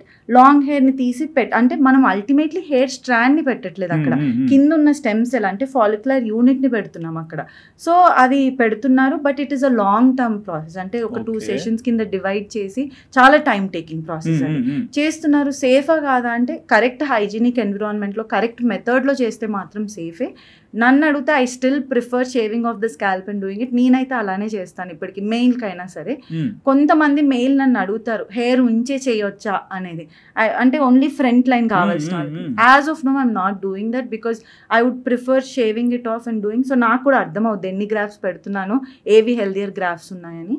Both ways it is fine, but skilled డాక్టర్తోనే చేయించుకోండి. ఓకే, సో ఇందాక మీరు మాటలలో కాస్మెటిక్స్ గురించి అన్నారు, అండ్ ట్రెండీ ప్రోడక్ట్స్ కూడా చాలా మంది వాడతారు. సో కాస్మెటిక్స్కి వచ్చేసరికి సో మ్యాక్సిమం హెయిర్ వాష్ అయిపోయాక ఫిమేల్ వాళ్ళు కొంచెం ఇట్లా ఐరనింగ్ చేస్తుంటారు, కొంతమంది సంథింగ్ కెమికల్స్ కానీ లేకుంటే ఏదైనా మాయిశ్చరైజర్స్ ఇట్లాంటివి కొన్ని హెయిర్కి యూజ్ చేస్తుంటారు. ఇవి హెయిర్ మీద ఏమన్నా ప్రభావం చూపిస్తాయా? డెఫినెట్లీ అండి. నేను పర్సనల్ విక్టిమ్ దానికి. లైక్ 5-6 years బ్యాక్ నా mine is properly curly hair, like proper wavy and curly hair ఉంటుంది. 5 years బ్యాక్ నేను every year keratin treatment, smoothening treatment చేయించుకునేదాన్ని. దీనికన్నా 3 times ఎక్కువ ఉంటుండే నా హెయిర్. So with all those treatments ఏమైపోయిందంటే extensive hair shedding, extensive hair damage and all. నాకు రియలైజ్ అవ్వడానికి కొంచెం టైం పట్టింది, బట్ వన్స్ ఐ రియలైజ్, నేను కొంచెం డర్మటాలజీకి ఎంటర్ అయ్యి దాని ఎఫెక్ట్స్ తెలుసుకున్నాక మొత్తం చాప్ చేసేసాను, కట్ చేసేసాను. ఇంకా I decided A chemical treatments, keratin permanent treatments అయితే తీసుకోను. When ever I want it, ఎప్పుడన్నా ఈవెంట్ ఉంది, ఏదైనా అకేషన్ ఉంది అన్నప్పుడు స్ట్రైటన్ చేస్తాను. బికాజ్ లాంగ్ టర్మ్ ఎఫెక్ట్స్ ఇప్పటికీ I didn't get that hair back because it causes permanent damage అంత కాన్స్టెంట్. ఎందుకంటే ఈ కెమికల్స్ అవ్వనివ్వండి, smoothening, Botox treatment, keratin treatments అన్నీ హెయిర్ స్ట్రక్చర్ని విదరింగ్ అంటాం అనమాట. అంటే పైన ఉన్న లేయర్స్ని తీసేస్తుంది. సో రా హెయిర్ని ఎక్స్పోజ్ చేసినప్పుడు హెయిర్ బ్రేకేజ్, హెయిర్ ఫాల్ చాలా అవుతుంది. First thing. సెకండ్ థింగ్, అలా అని టెంపరీ ట్రీట్మెంట్స్ చేసుకోవచ్చా అన్నప్పుడు ఇఫ్ యూ ప్రిఫర్ ఈవెంట్ ఉన్నప్పుడు చేసుకోవడం is better. And wet hair మీద అస్సలే చేసుకోకూడదు, బికాజ్ వెట్ హెయిర్ నేను చెప్పినట్టు చాలా ఫ్రెజైల్ ఉంటుంది కాబట్టి హెయిర్ బ్రేక్ అయ్యే ఛాన్స్ ఉంటుంది. సో మొత్తం డ్రై చేసుకొని then you can do straightening. Straightening చేసుకునే ప్రాసెస్లో కూడా మనకి స్ట్రైట్నింగ్ ప్లేట్స్ ఉంటాయి కదా, అవి కూడా ప్రాపర్లీ కోటెడ్ ఉండాలి, because too much heat will damage the hair. So ఇవన్నీ చూసుకొని once in a while is okay. Daily అయితే మీకు హెయిర్ కావాలి, హెయిర్ డెన్సిటీ ఉండాలంటే daily straightening treatments, smoothening treatments అయితే నేను అస్సలే సజెస్ట్ చేయను. అండ్ ఎక్కువ మంది హెయిర్ కలర్స్ వాడతారు. బ్రౌన్, బ్లాక్, కొంతమంది ఆర్గానిక్ కలర్స్ అంటారు. ఇక పేరెంట్స్ దగ్గరికి వచ్చేసరికి కొన్ని కంపెనీస్ని ప్రిఫర్ చేసుకొని లాంగ్ పీరియడ్ నుంచి అవే వాడుతుంటారు, అమోనియం ఫ్రీ అని కూడా చెప్తుంటారు. సో హెయిర్ కలర్స్లో మీరు చెప్పే మాకు సజెషన్ ఏంటి, అండ్ పెద్దవాళ్ళకి ఏమన్నా ఇట్లాంటివి వాడినప్పుడు ఏమైనా ఇంపాక్ట్స్ ఉంటాయా?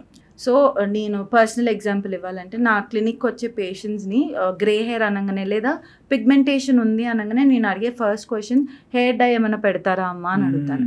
లైక్ హెయిర్ డై ఏం పెట్టనండి, హెన్నా పెడతాను లేదా డిఫరెంట్ నేమ్స్ మెన్షన్ చేసి అది పెడతాను అని అంటారు. రైట్. సో అలా చెప్పగానే అది కూడా హెయిర్ డై కిందకే వస్తుంది ఫస్ట్ థింగ్. ఎందుకు అదంటే పీపీడీ అని ఉంటుంది అనమాట హెయిర్ డైస్లో, కానీ అది ఏ హెయిర్ డైస్లో అయినా సరే పీపీడీ అని ఉంటుంది. సో ఈ పీపీడీ అనేది హెయిర్కి harmful first thing. And ammonia ఏం చేస్తుంది, ammonia as such is not a harmful ingredient, but colour బాగా అబ్జర్వ్ అవ్వాలి హెయిర్కి అన్నప్పుడు అమోనియా క్యూటికల్ను ఓపెన్ చేస్తుంది. So hair colour better observe అయ్యి హెయిర్ మంచి కలర్ ఇస్తుంది అనమాట. సో అమోనియా రోల్ అది. బెటర్ హెయిర్ డై వాడాలి అంటే మాత్రం అమోనియా ఫ్రీ చూస్ చేసుకోవడం is always an option. PPD లేనిది చూస్ చేసుకోవడం is always an option. So హెన్నానే కదా, అది ఆర్గానికే కదా, ఏమవుతుంది అంటే ఇప్పుడు మీరు చూసుకుంటే బ్లాక్ హెన్నా ఉంటుంది, బ్రౌన్ అండ్ రెడ్ హెన్నా ఉంటుంది. Brown and red henna is little bit organic, అంటే పీపీడీ యాడ్ చేయరు దాంట్లో. బ్లాక్ హెన్నా న్యాచురల్ గా దొరకదు మనకి, దాంట్లో పీపీడీ యాడ్ చేస్తేనే ఆ బ్లాక్ కలర్ వస్తుంది. రైట్. సో బ్లాక్ హెన్నా అస్సలే చూస్ చేసుకోవద్దు. ఇప్పుడు అందరూ డైస్ అప్లై చేసుకోవద్దా, చేసుకోవచ్చు, బట్ మీకు డైస్ వల్ల ఏమి ఇబ్బంది, లైకెన్ ప్లేనస్ పిగ్మెంటోసిస్ అని ఉంటుంది, ఎల్పిపి అంటాం. అంటే పిగ్మెంటరీ అంటే నల్ల మచ్చలు వస్తాయి ఫేస్ మీద. మనం స్కాల్కి పెట్టుకుంటే ఫేస్కి ఎలా వస్తుంది అంటే అదేదో కలర్ డ్రిప్ అయి రావట్లేదు, లోపల ఒక రియాక్షన్ అవుతుంది కాబట్టి మీ స్కిన్ కండిషన్ అది యాక్టివేట్ చేస్తుంది కాబట్టి వస్తుంది. First thing. అందరికి వస్తుందా ఇది? లేదు, కొంతమందికే వస్తుంది. వాళ్ళు హెయిర్ డైస్ కంప్లీట్గా అవాయిడ్ చేయాలి. లేదు మీకు పిగ్మెంటేషన్ రాకూడదు అంటే. లేదు అంటే మీరు హెయిర్ డైస్ పెట్టుకున్నా సరే ఫ్రీక్వెన్సీ, కొంతమంది వారానికి ఒకసారి 2 వారాలకు ఒకసారి పెట్టేసుకుంటారు, అది totally unhealthy. At least 6 months gap ఇవ్వాలి, మీకు బాగా తెలుస్తుంది అన్నప్పుడు 6 months గ్యాప్ ఇవ్వాలి. Routinely over the counter choose చేసుకోవాలా, మెడికల్వి చూస్ చేసుకోవాలా అంటే I would always say medical way. Medical దాంట్లో కూడా పీపీడీ లేదు, దాంట్లో అమోనియా లేదు అన్నవి చూస్ చేసుకోండి. మెడికల్ చూస్ చేసుకున్నంత మాత్రాన వారానికి ఒకసారి పెట్టుకోవాలని కాదు, అది కూడా 3-4 months గ్యాప్ ఇచ్చి పెట్టుకోవడం ఇస్ వెరీ ఇంపార్టెంట్. మీరు ఎలర్జీకి ఉన్నారు, కొంతమంది గుల్లలు వచ్చేస్తాయి, అందుకనే బాక్స్ మీద మెన్షన్ చేస్తారు ప్యాచ్ టెస్ట్ బిఫోర్ అప్లయింగ్ అనేది మెన్షన్ చేస్తారు. ఎందుకు అనుకున్నారు, చాలా మందికి ఎలర్జీకి అంటే గుల్లలు వచ్చేస్తాయి స్కాల్ప్లో, అవన్నీ రాకుండా ఉండాలి అంటే ప్యాచ్ టెస్ట్ చేసుకొని మీకు 24 hours వెయిట్ చేయండి, ఏం రియాక్షన్ రావట్లేదు అంటే పెట్టుకోండి. But if you ask me personally, over the counter hair dyes అయితే నేను ప్రిఫర్ చేయను. అది ఎంత ఆర్గానిక్ అని మెన్షన్ చేయనివ్వండి, పీపీడీ అయితే ఉంటుంది కలర్ రావాలి అంటే. మెడికల్ దాంట్లో పీపీడీ కన్నా ఆల్టర్నేటివ్స్ ఉంటాయి కాబట్టి తక్కువ కలర్ ఇస్తుంది, బట్ అట్లీస్ట్ కొంచెం డై ఎఫెక్ట్ అయితే ఇస్తుంది అది. మీరు చెప్తున్నప్పుడు నాకు రైజ్ అయిన పాయింట్, కొంతమంది కర్డ్ కూడా యూజ్ చేస్తారు, ఫర్మెంట్ అయిపోతుంది హెయిర్ కలర్ కా, హెయిర్ కి కూడా కర్డ్ వాడుతుంటారు. సో ఇది ఎంత వరకు సెట్ అవుతుంది? ఎగ్ వాడతారు, సిల్కీ అవుతుందని. నేనైతే పర్సనల్ గా ఎప్పుడు ట్రై చేయలేదండి. ఎగ్ విన్నాను, కర్డ్ విన్నాను, ఎగ్ విన్నాను, లెమన్ విన్నాను and all. Maybe curd and egg మరి మాయిశ్చరైజింగ్ కి help, because curd and egg irritants లాగా ఏం పనిచేయవు, వెరాజ్ లెమన్ అనేది ఇరిటెంట్ లాగా పనిచేస్తుంది. ఏమీ చెయ్యదు, ఫస్ట్ థింగ్ హెయిర్ ఫాల్ని, హెయిర్ గ్రోత్ని ఏది బెటర్ చేయదు. మేబీ మాయిశ్చర్ వదిలేస్తుందేమో, కానీ మీరు స్కాల్ప్ని సరిగ్గా క్లీన్ చేసుకోకపోతే బిల్డప్ అయ్యి హెయిర్ బ్రేకేజ్ అయ్యే ఛాన్స్ ఉంటుంది. సో ఇవన్నీ వాడినా సరే మేక్ ష్యూర్ రూట్స్కి అప్లై చేయట్లేదు, హెయిర్ స్ట్రాండ్స్కి అప్లై చేస్తున్నారు అండ్ సరిగ్గా వాష్ ఆఫ్ చేస్తున్నారు అని. డిఫరెన్స్ అయితే ఏమీ ఉండదు, బట్ మీ సాటిస్ఫాక్షన్ కోసం చేయాలనుకుంటే చేయొచ్చు. ఓకే. అండ్ ఈ హెయిర్లో కూడా అంటే కొంతమందిని చూస్తే సిల్కీ హెయిర్ ఉంటుంది, కొంతమందికి స్ట్రైట్నింగ్ హెయిర్ ఉంటుంది, కొంతమంది కర్లింగ్స్ కనిపిస్తాయి, అంటే బై బర్త్ అలా కనిపిస్తుంటాయి. ఒక స్టేజ్కి పోయినాక కొంచెం సెన్సిటివ్ అయిన వాళ్ళకి అక్కడక్కడ ఎయిర్ గ్యాప్స్ కనిపిస్తుంటాయి, కానీ వాళ్ళ ఫాదర్స్కి కానీ వాళ్ళ ఫాదర్స్ జనరేషన్ నుంచి వాళ్ళకి బట్టతల ఒక 40-45 తర్వాత వచ్చింది అనుకోండి. సో ఈ వాళ్ళకి ఎప్పటి నుంచి రావచ్చు? అండ్ ఈ హెయిర్లో కూడా ఇన్ని రకాలు కనిపిస్తాయి కదా. సో మంచి క్వశ్చన్ అడిగారు యాక్చువల్లీ, బికాజ్ ఫస్ట్ మీరు హెయిర్ టైప్ని చూసుకుంటే డిఫరెంట్ ఉంటాయి. స్ట్రైట్ హెయిర్ అంటాము, కర్లీ హెయిర్ అంటాము, వేవీ హెయిర్ అంటాము, ప్రాపర్లీ కర్లీ హెయిర్ అంటాము, డిఫరెంట్ వెరైటీస్ ఉంటాయి. ఈ కర్లీనెస్ కానీ స్ట్రైటన్ హెయిర్ కానీ it is your genetics which decides. Okay. Genetics అనగానే ఇమీడియట్ పేరెంట్స్ కానవసరం లేదు, ఎక్స్టెండెడ్ ఫ్యామిలీ మెంబర్స్లో ఆ జీన్ ఉంటే మాత్రం you might end up getting curly hair, straight hair and all by birth నుంచి. ఇది మధ్యలో మనం మార్చేది అన్లెస్ అంటే లేదో పర్మనెంట్ ట్రీట్మెంట్స్ తప్ప చేంజ్ చేయలేం first thing. Second thing gaps అనేది it is because of multiple factors. అంటే న్యూట్రిషనల్ డెఫిషియన్సీస్ వల్ల, మా ఫాదర్కి చాలా మంది నాకు పేషెంట్స్ వచ్చిన వాళ్ళు నా ఫస్ట్ క్వశ్చన్ బాల్డింగ్ కనిపించగానే ఫ్యామిలీలో ఎవరికన్నా ఉందా అని అడుగుతాను. ఉందండి, కానీ వాళ్ళకి 50 yearsకి వచ్చింది, నాకు 23నే ఇప్పుడు. సో ఎందుకు ఇప్పుడు వచ్చిందంటే ఏజ్తో డిపెండెంట్ ఉండదు. మీకు ఆ జీన్ ఉంది, జెనెటిక్ ప్రిడిస్పోషన్ ఉంది అంటే మాత్రం ఏ ఏజ్లో అయినా వచ్చే ఛాన్స్ ఉంటుంది. అది 18 అవ్వనివ్వండి, వచ్చేది ఉంటే ఖచ్చితంగా వస్తుంది. 20 అవ్వనివ్వండి, 30 అవ్వనివ్వండి, వచ్చేది ఉంటే ఖచ్చితంగా వస్తుంది. సెకండ్ థింగ్, మా ఫాదర్కి లేదు, మదర్కి లేదు, లేదా మా మామయ్యకి ఎవరికి లేదు, నాకొక్కరికే వచ్చిందంటే you might be the carrier of that gene. అంటే మీతోనే స్టార్ట్ అయి ఉండొచ్చు బాల్డింగ్, ఆ జీన్ అది మీకు ఎక్స్టెండ్ అవుతుండొచ్చు. So it is not necessarily ఈ ఏజ్లోనే రావాలి అని, ఈ ఏజ్లోనే బాల్డింగ్ అవ్వాలి అని. 45 ఉన్నా వస్తుంది. మీ ఫాదర్కి 45లో ఉన్నప్పుడు స్టార్ట్ అయింది, మీకు ఎర్లీగానే స్టార్ట్ అవ్వచ్చు. ఎందుకు? అది ఫస్ట్ థింగ్ జెనెటిక్స్ వల్ల, లైఫ్ స్టైల్ చేంజెస్ వల్ల కూడా. వాళ్ళ లైఫ్ స్టైల్ ఎలా ఉండేది, మీ లైఫ్ స్టైల్ ఎలా ఉండేది, వాళ్ళ ఫుడ్ హ్యాబిట్స్, మీ ఫుడ్ హ్యాబిట్స్ అనేది అగ్రివేట్ చేస్తుంది, కాజ్ చేయకపోయినా. So that is the difference. So నేను అదే చెప్తా, ఏజ్తో సంబంధం ఉండదు, ఏ టైంలో అన్నా రావచ్చు అనేది. మీరు ఇందాక ఒక క్వశ్చన్ కూడా అడిగారు, ట్రాన్స్ప్లాంటేషన్ ఏ ఏజ్లో బెటర్ అని. ఎనీవేర్ లెస్ దెన్ 25 నేను సజెస్ట్ చేయను, ఆర్ 23 నేను సజెస్ట్ చేయను.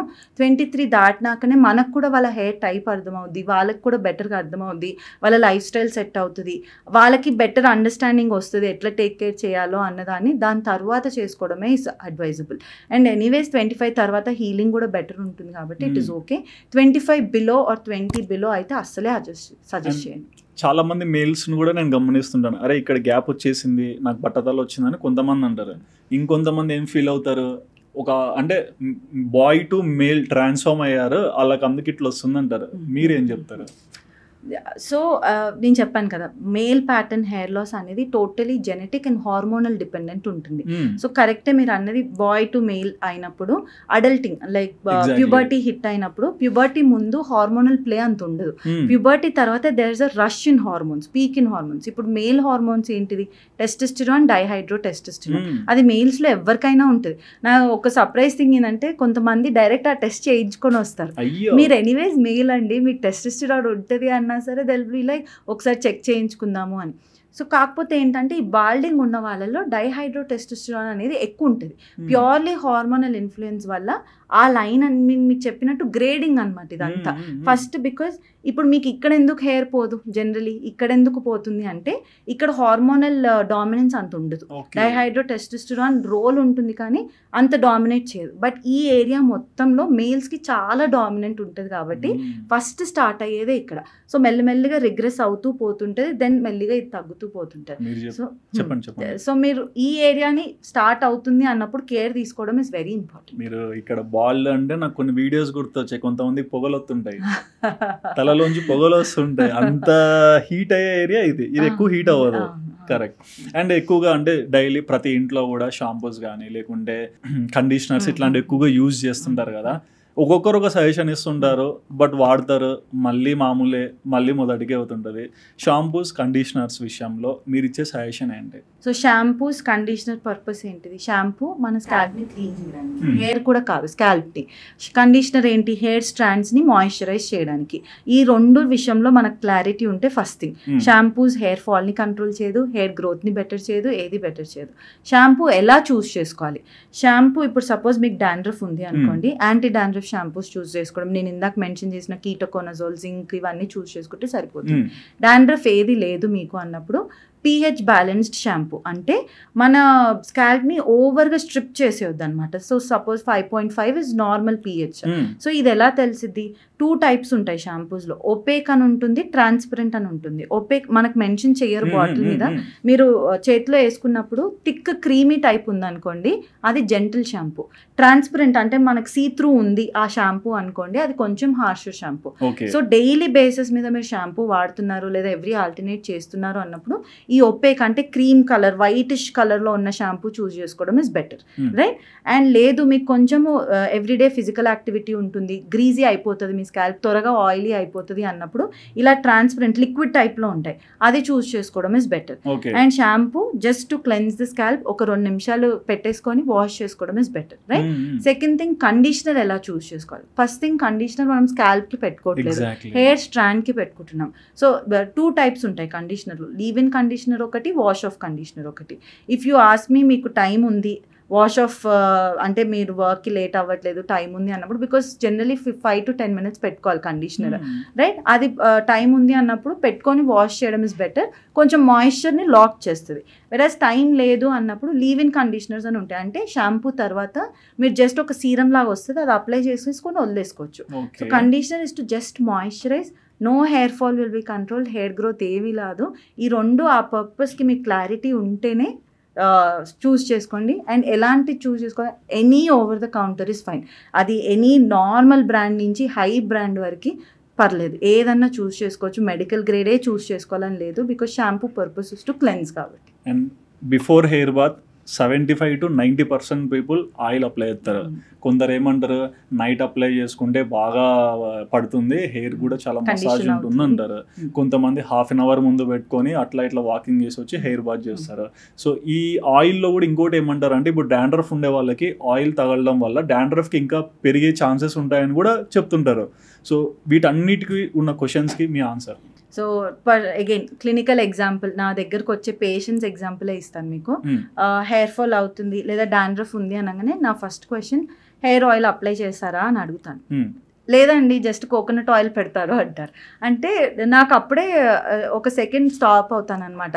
అంటే హెయిర్ ఆయిల్ అంటున్నారు, కోకోనట్ ఆయిల్ అంటున్నారు, రెండు సేమే కదా అని. సో పీపుల్ పర్సెప్షన్ ఏంటంటే, ఆయిల్ అనేది ఒక మాలిక్యూల్, అంటే కన్సిస్టెన్సీ. ఇప్పుడు ఆయిల్ ఇన్ వాటర్ అంటారు, వాటర్ బేస్డ్ అంటారు, ఆయిల్ బేస్డ్ అంటారు. సో ఆయిల్ అనేది ఒక thick greasy formulation, right? So మీకు అసలు డాండ్రఫ్ లేదు అన్నప్పుడు ఎంత ఆయిల్ పెట్టుకొని ఓవర్ నైట్ వదిలేయండి, అసలు ఏది జరగని వాళ్ళకి ఏది జరగదు ఎప్పటికీ. బికాస్ డాండ్రఫ్ లేని వాళ్ళకి, యాక్నీ లేని వారికి మీరు 1 day వదిలేసుకోండి, 2 days వదిలేసుకోండి, ప్రాబ్లం లేదు, right? Oil is just to moisturise, hair fall ఇవ్వదు, హెయిర్ గ్రోత్ ఇవ్వదు, రైట్? వేరస్ డాండ్రఫ్ ఉంది మీకు అన్నప్పుడు అది 1 minute పెట్టండి, 1 hour పెట్టండి, ఓవర్ నైట్ పెట్టండి, డాండ్రఫ్ అయితే ఎక్కువ అవుతుంది ఫర్ షూర్. సో డాండ్రఫ్ ఉన్న వాళ్ళు ఖచ్చితంగా ఆయిల్ పెట్టకూడదు, బికాజ్ ఇట్ విల్ అగ్రివేట్. మీరు అనొచ్చు, మా పాతకాలంలో గ్రాండ్ మామ్స్ వీళ్ళందరూ పెట్టేవాళ్ళంటే, మీకు ఫస్ట్ థింగ్ వాళ్ళకి డాండ్రఫ్ ఉందా లేదా తెలియదు, రైట్? డాండ్రఫ్ ఉన్నా సరే like they use to apply it and they never complaint about it, dandruff ఉంది నాకు అనేది. అండ్ మా అమ్మమ్మకి థిక్ హెయిర్ ఉండేది, మా తాతయ్యకి బాగా హెయిర్ ఉండేది ఆయిల్ పెట్టడం వల్ల అంటే, ఇట్ ఈస్ ఆయిల్ దానికన్నా ఎక్కువ మీ జెనెటిక్స్లో ఉంటే, మీరు ఎంత బ్యాడ్ న్యూట్రిషన్ ఉండనివ్వండి, కొంతమందికి జెనెటిక్స్ స్ట్రాంగ్ ఉంటే చాలా థిక్ హెయిర్ ఉంటుంది, చాలా హెల్దీ హెయిర్ ఉంటుంది. So first is genetics, then comes all of this factors, right? So dandruff ఉన్న వాళ్ళు, యాక్నీ ఉన్న వాళ్ళు, బ్యాక్ మీద పింపుల్స్ లాగా ఉంటాయి, వాళ్ళు ఆయిలింగ్ అయితే అస్సలే చేయకూడదు. వాటర్ బేస్డ్ ఏమైనా వాడుకుంటారు, కండిషనర్స్ ఉన్నాయి అంటే వాడుకోండి, ప్రాబ్లం లేదు, బట్ ఆయిల్ బేస్డ్ ఏది వాడద్దు. డాండ్రఫ్ లేదు, మీకు అసలు ఇష్యూ లేదు అంటే మీరు ఎన్ని రోజులన్నా వదిలేయండి, ప్రాబ్లం రాదు. అండ్ కొంతమందికి ఇట్లా పింపుల్ ఇలా వస్తాయి, ఈ పింపుల్లో నుంచి ఒక హెయిర్ కూడా గ్రో అవుతుంది, అది ఎందుకు వస్తుంది? నేను చెప్పినట్టు మీకు అనాటమీ, ఇందాక హెయిర్ స్ట్రాండ్ అనాటమీ చెప్పినప్పుడు, hair is attached to oil gland, right? ఇదంతా ఒక యూనిట్ అనమాట. సో ఎలా ఉంటుంది, కింద నుంచి ఇలా వచ్చి దీనికి ఒక ఎలివేషన్ ఉండి హెయిర్ వస్తుంది, రైట్? సో ఆ హెయిర్ కెనాల్లోకి ఆయిల్ సెక్రీట్ అవుతుంది. సో అది బ్లాక్ అయినప్పుడు ఆ పస్ అనేది బయటకి, ఆ పింపుల్ అనేది సీబమ్ అనమాట, ఆయిల్ ప్రొడక్షన్. అది బయటకు వచ్చినప్పుడు ఆ హెయిర్ కూడా వస్తుంది, రైట్? సో హెయిర్ నుంచి అది ఫాలిక్యులైటిస్ అంటాం మనం. అది ఆయిల్ వచ్చి పింపుల్ వచ్చినందువల్ల హెయిర్ కాదు, hair follicle infection. Okay. And ఎక్కువగా మెన్ అండ్ ఉమెన్ వీళ్ళిద్దరికి హెయిర్ ట్రీట్మెంట్ అనేది చాలా డిఫరెంట్గా కనిపిస్తుంటుంది. సో ఒక మేల్ ప్యాటర్న్ని మీరు ఎలా ట్రీట్ చేస్తారు, ఫీమేల్ ప్యాటర్న్ని మీరు ఎలా డీల్ చేస్తారు? సో మేల్ ప్యాటర్న్ అయినా ఫీమేల్ ప్యాటర్న్ అయినా ఈ రెండు బాల్డింగ్ కిందకే వస్తాయండి, అంటే బట్టతల కిందకే వస్తాయి. అల్టిమేట్ చాయిస్ ఏంటి అని అంటే, ఫస్ట్ వాళ్ళు ఏ గ్రేడ్లో ఉన్నారో చూస్ చేసుకోవాలి. దాని తర్వాత ఫస్ట్ నేను చెప్పే కరెక్షన్ ఏంటి అంటే లైఫ్ స్టైల్ మోడిఫికేషన్. నేను ఇది క్లియర్గా మెన్షన్ చేస్తా కూడా, మీరు ప్రోటీన్ తిన్నంత మాత్రాన పోయిన హెయిర్ అంతా వచ్చేదు, బట్ అట్లీస్ట్ ఏదైతే స్టేజ్లో ఉన్నారో అది వర్స్ అవ్వకుండా ఉంటుంది అని. దాని తర్వాత ఐ టెల్ దెమ్ మినాక్సిడిల్ పడుతుందా లేదా, వాళ్ళకి ఫినస్ట్రైడ్ పడుతుందా లేదా, లేదా ఇంకేదైనా మాలిక్యూల్. బికాస్ జనరలీ మినాక్సిడిల్ అని ఎందుకు అంటారంటే, లేదా ఫినస్ట్రైడ్ ఎందుకు అంటారంటే, ఫినస్ట్రైడ్ అని లేదా డ్యూటెస్టిరాయిడ్ అనే పర్టికులర్ మాలిక్యూల్ హార్మోనల్ లెవెల్లో యాక్ట్ అవుతుంది. మనకి బాల్డింగ్లో ఏం జరుగుతుంది, హార్మోనల్ ఇన్ఫ్లుయెన్స్ వల్లనే బాల్డింగ్ అవుతుంది. సో మనం దేంతో ట్యాకిల్ చేయాలి, హార్మోన్ని కంట్రోల్ చేసే మాలిక్యూల్తోనే ట్యాకిల్ చేయాలి. So approach wise major difference ఉంటుందా అంటే, పర్సంటేజెస్ వైజ్ ఇప్పుడు మేల్స్లో అయితే 5%, 10% మినాక్సిల్ వాడడం, ఫీమేల్స్కి అయితే 2.5 అనేది అప్ టు 2.5తోని స్టార్ట్ చేస్తాము. So first life style modification, తర్వాత సర్టెన్ ఇప్పుడు మేల్స్లో ఫినస్ట్రైడ్ ఎక్కువగా వాడతాము, ఫీమేల్స్లో ఫినస్ట్రైడ్ జనరలీ ఎక్కువ ఇవ్వము. We try to manage it with topical treatments only.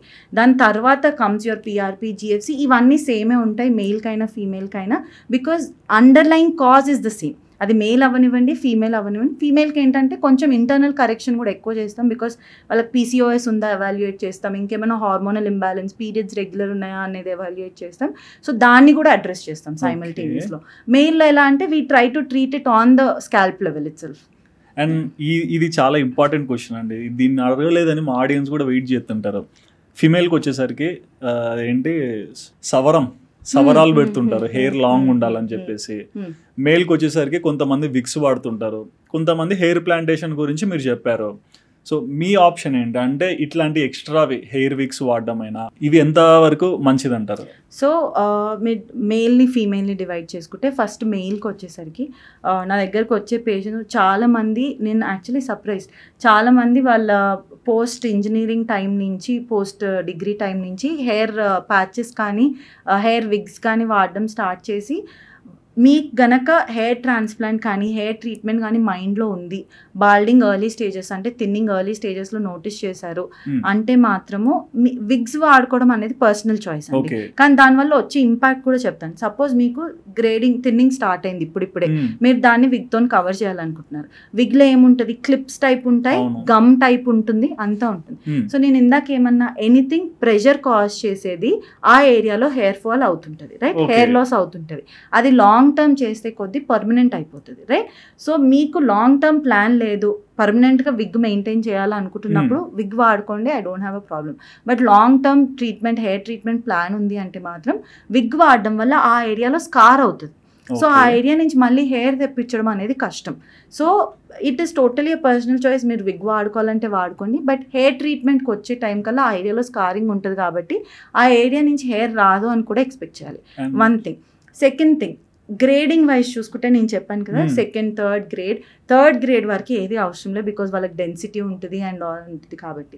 But 4th grade 5th grade మధ్యలో కూడా వెళ్ళిపోయి ఉంటుంది కాబట్టి యూ కెన్ చూస్ ఎనీథింగ్. మీకు ట్రాన్స్ప్లాంట్ కావాలంటే ట్రాన్స్ప్లాంట్ చేయించుకోవచ్చు, విగ్ కావాలంటే విగ్ చేయించుకోవచ్చు, ఏదన్నా ఓకే. ఎందుకంటే నా దగ్గర ఫీమేల్స్ వస్తుంటారు చాలామంది, క్లిప్ అండ్ ఎక్స్టెన్షన్స్ వాడతారు, చాలామంది వాడుతున్నారు. అండ్ ఆల్సో గ్లూ టైప్ అంటే హెయిర్ని స్టిక్ చేస్తున్నారు అనమాట బ్యాక్ సైడ్. అదేమవుతుందంటే పుల్ క్రియేట్ చేస్తుంది హెయిర్కి. ఓన్లీ హెయిర్ లాస్ ఒక్కటే కాదు, చిన్న చిన్న పింపుల్స్ వచ్చేస్తాయి వాళ్ళకి అక్కడ, బికాజ్ అది అక్లూడ్ అవుతుంది కాబట్టి ఇన్ఫెక్షన్ వచ్చే ఛాన్స్ ఉంటుంది. అవేవి లేదు అంటే you can use it. But మీకు ట్రాన్స్ప్లాంట్ ప్లాన్ ఉంది లేదా ట్రీట్మెంట్ ప్లాన్ ఉందంటే ప్రిఫరబుల్లీ అవాయిడ్ చేయడం ఇస్ బెటర్. ఓకే. సో ఇంకొకటి ఏంటంటే విగ్స్ విషయానికి వస్తే ట్రాన్స్ప్లాంట్ ఇంకా అవ్వదు వాళ్ళకి, బికాజ్ వాళ్ళ ఇక్కడ డోనర్ ఏరియా ఎక్కువ లేదు, బియర్డ్ ఏరియా కూడా ఎక్కువ లేదు, మనం ట్రాన్స్ప్లాంట్ చేయలేము అన్న వాళ్ళకి నేను సజెస్ట్ చేస్తాను విగ్ అన్న దానికన్నా ఇంకా వాళ్ళకి అది ఒక్కటే ఆప్షన్ ఉంటుంది, లైక్ ఎయిదర్ బాల్డన్ ఉండాలి లేదా విగ్తోనన్నా కవర్ చేసుకోవాలి. అలాంటి వాళ్ళని అసలు like you can leave them also, because వాళ్ళకి ఏది బెటర్ ఉంటే అది చేసుకోవచ్చు.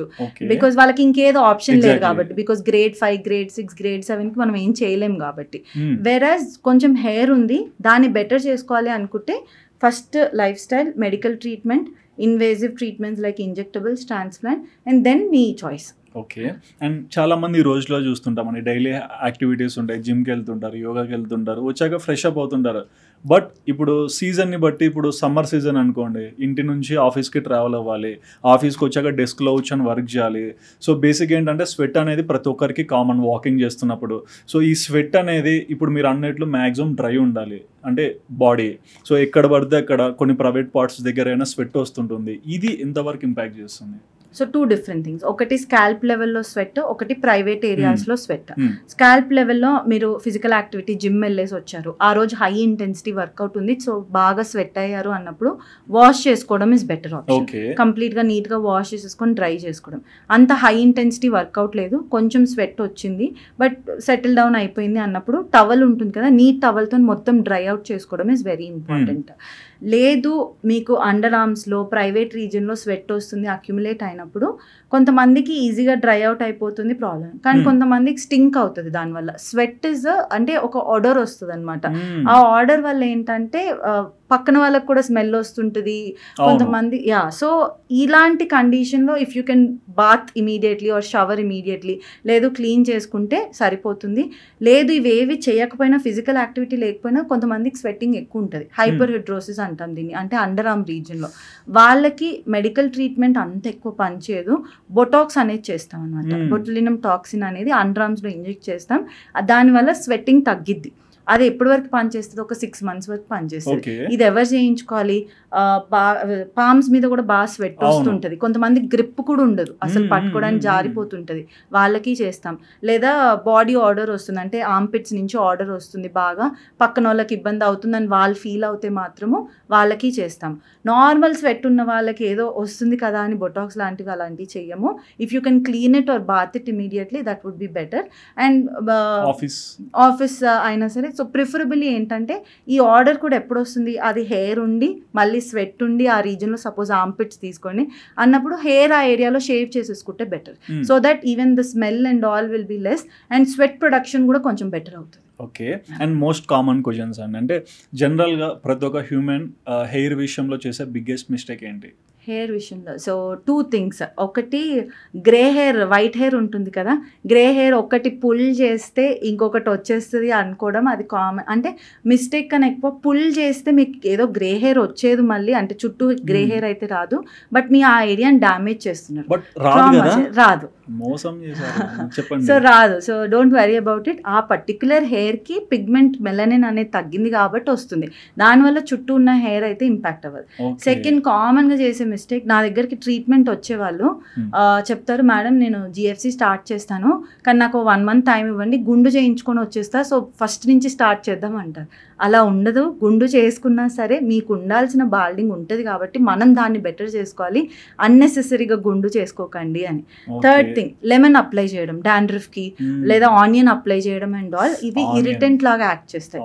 సో అసలు ఏమి జరగని వాళ్ళకి ఏం జరగదు, బట్ ఇరిటెంట్ పొటెన్షియల్ ఉన్న వాళ్ళకి మాత్రం చిన్న చిన్న గుల్లల్లాగా వచ్చేస్తాయి. సో ఇవి కామన్ మిస్టేక్స్ అవాయిడ్ చేయగలిగితే, బికాజ్ దానివల్ల ఎఫెక్ట్ కన్నా సైడ్ ఎఫెక్ట్ ఎక్కువ ఉంటుంది కాబట్టి అవాయిడ్ చేస్తే బెటర్. మరి hair plantation versus PRP treatment మీరు ఏది సజెస్ట్ చేస్తారు? So depending on the grade అండి. ఫస్ట్ థింగ్, నేను చెప్పినట్టు పిఆర్పికి స్ట్రైట్ అవే వెళ్ళిపోను, ట్రాన్స్ప్లాంటేషన్కి స్ట్రైట్ అవే వెళ్ళిపోను. మెడికల్ ట్రీట్మెంట్స్ ట్రై చేశాను. మెడికల్ ట్రీట్మెంట్స్తో పాటు వాళ్ళకి నెసెసిటీ ఉంది. ఇప్పుడు ఫస్ట్ సెకండ్ గ్రేడ్ ఉన్నారు మీల్స్ అన్న వాళ్ళకి మెడికల్ ట్రీట్మెంట్తో పాటు డెఫినెట్లీ ఇంజెక్టబుల్ ట్రీట్మెంట్ సజెస్ట్ చేస్తాను. 4th గ్రేడ్ ఉన్నారు అన్న వాళ్ళకి మెడికల్ ట్రీట్మెంట్తో పాటు ట్రాన్స్ప్లాంటేషన్ సజెస్ట్ చేస్తాను. రిజల్ట్స్ వైజ్ మీరు చూసుకుంటే పిఆర్పి అనేది మనకి అంటే బ్లైండ్ మెథడ్ అనమాట. ఎనీ ఇంజెక్టబుల్ మనం ఇంజెక్ట్ చేస్తున్నాము, వాళ్ళ బ్లడ్ క్వాలిటీని బట్టి మనకి హెయిర్ గ్రోత్ వస్తుంది, కొంతమందికి కొంచెం వస్తుంది, కొంతమందికి బాగా వస్తుంది అండ్ ఆల్. వెరస్ ట్రాన్స్ప్లాంట్లో ఏంటి మనకు తెలుసు ఎన్ని గ్రాఫ్స్ తీస్తున్నాం, ఎన్ని ఇంప్లాంట్ చేస్తున్నాం, ఎంత రిజల్ట్ వస్తుందని. సో గ్రేడ్ 1, 2లో ఉన్న వాళ్ళకి డెఫినెట్లీ పిఆర్పి చూస్ చేస్తాను, గ్రేడ్ 4లో ఉన్న వాళ్ళకి డెఫినెట్లీ ట్రాన్స్ప్లాంట్ చూస్ చేస్తాను. ఓకే. ఒక హెయిర్ ప్రోడక్ట్ ఏదన్నా మీరు సజెస్ట్ చేస్తే ఏం సజెస్ట్ చేస్తారు? Hair product if again it is very individualistic. Hair fall ఏమి హెయిర్ ఇష్యూస్ లేదు అన్న వాళ్ళకి normal shampoo, conditioner, cleansing and moisturising పర్పస్కి ఓకే. హెయిర్ ఫాల్ ఉంది అన్న వాళ్ళకి డిఫరెన్సియేషన్, టీలోజన్ ఉంది అన్న వాళ్ళకి రిడెన్సిల్ కానీ ప్రోకాపిల్ కానీ ఉన్న బేస్డ్ ఫార్ములేషన్, లేదా మెలటోనిన్ ఉన్న బేస్డ్ ఫార్ములేషన్ చూస్ చేస్తాను. లేదు బాల్డింగ్ ఉన్న వాళ్ళకి definitely my first option would be minoxidil. Shampoo or hair oil ఒక మంత్ మొత్తం ఒకటే యూజ్ చేయాలంటే మీరు ఏ సజెస్ట్ చేస్తారు? Definitely shampoo. ఓకే. మీ కెరియర్లో ఇప్పటి వరకు ఎన్నో చూసి ఉంటారు, చాలామంది పేషెంట్స్ అన్నీ చూసి ఉంటారు. ఇది ఒక మిత్, ఇది చెప్తే వీళ్ళకి అర్థం కావట్లేదు అనేది ఏంటి?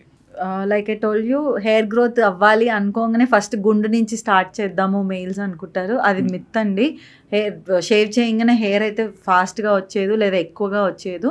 ప్రిఫరబుల్లీ ఉంచుకొనే ఏదన్నా ట్రీట్మెంట్ తీసుకోండి, కానీ అన్నెసెసరీగా షేవ్ చేసుకోకండి. ఇంకోటి ప్లక్ చేసేసి గ్రే హెయిర్ని ప్లక్ చేయకూడదు, చుట్టూ గ్రే హెయిర్ వస్తుంది అనుకోవడం కూడా myth. And any interesting case మీరు డీల్ చేసింది and satisfying result related to hair? చాలా ఉన్నాయండి actually. Like related to hair అయితే చాలా ఉన్నాయి, కానీ రీసెంట్గా అయింది ఒకటి చెప్తాను. ఒక ఫీమేల్ పేషెంట్, తను వాళ్ళ హస్బెండ్ కిడ్స్తో వచ్చారు. ఒక 2 years బ్యాక్ డెలివరీ అయిపోయింది అండ్ ఆల్. తనకు proper female pattern hair loss ఉంది, అంటే బట్టతల ఉంది మధ్యలో మొత్తము, అండ్ తన పోనీటైల్ కూడా ఇంతే ఉంటుంది అనమాట. సో నా ఫస్ట్ కన్సల్టేషన్కి వచ్చినప్పుడు క్లియర్గా అంతా ఎక్స్ప్లెయిన్ చేసే ఇది ఏమంటారు, ఇది దేని వల్ల వస్తుంది, మీరు ఎంత ఎక్స్పెక్ట్ చేయొచ్చు. సో ఫస్ట్ నేను వెంటనే ఈ ట్రీట్మెంట్ చేద్దాం అని చెప్పలేదు.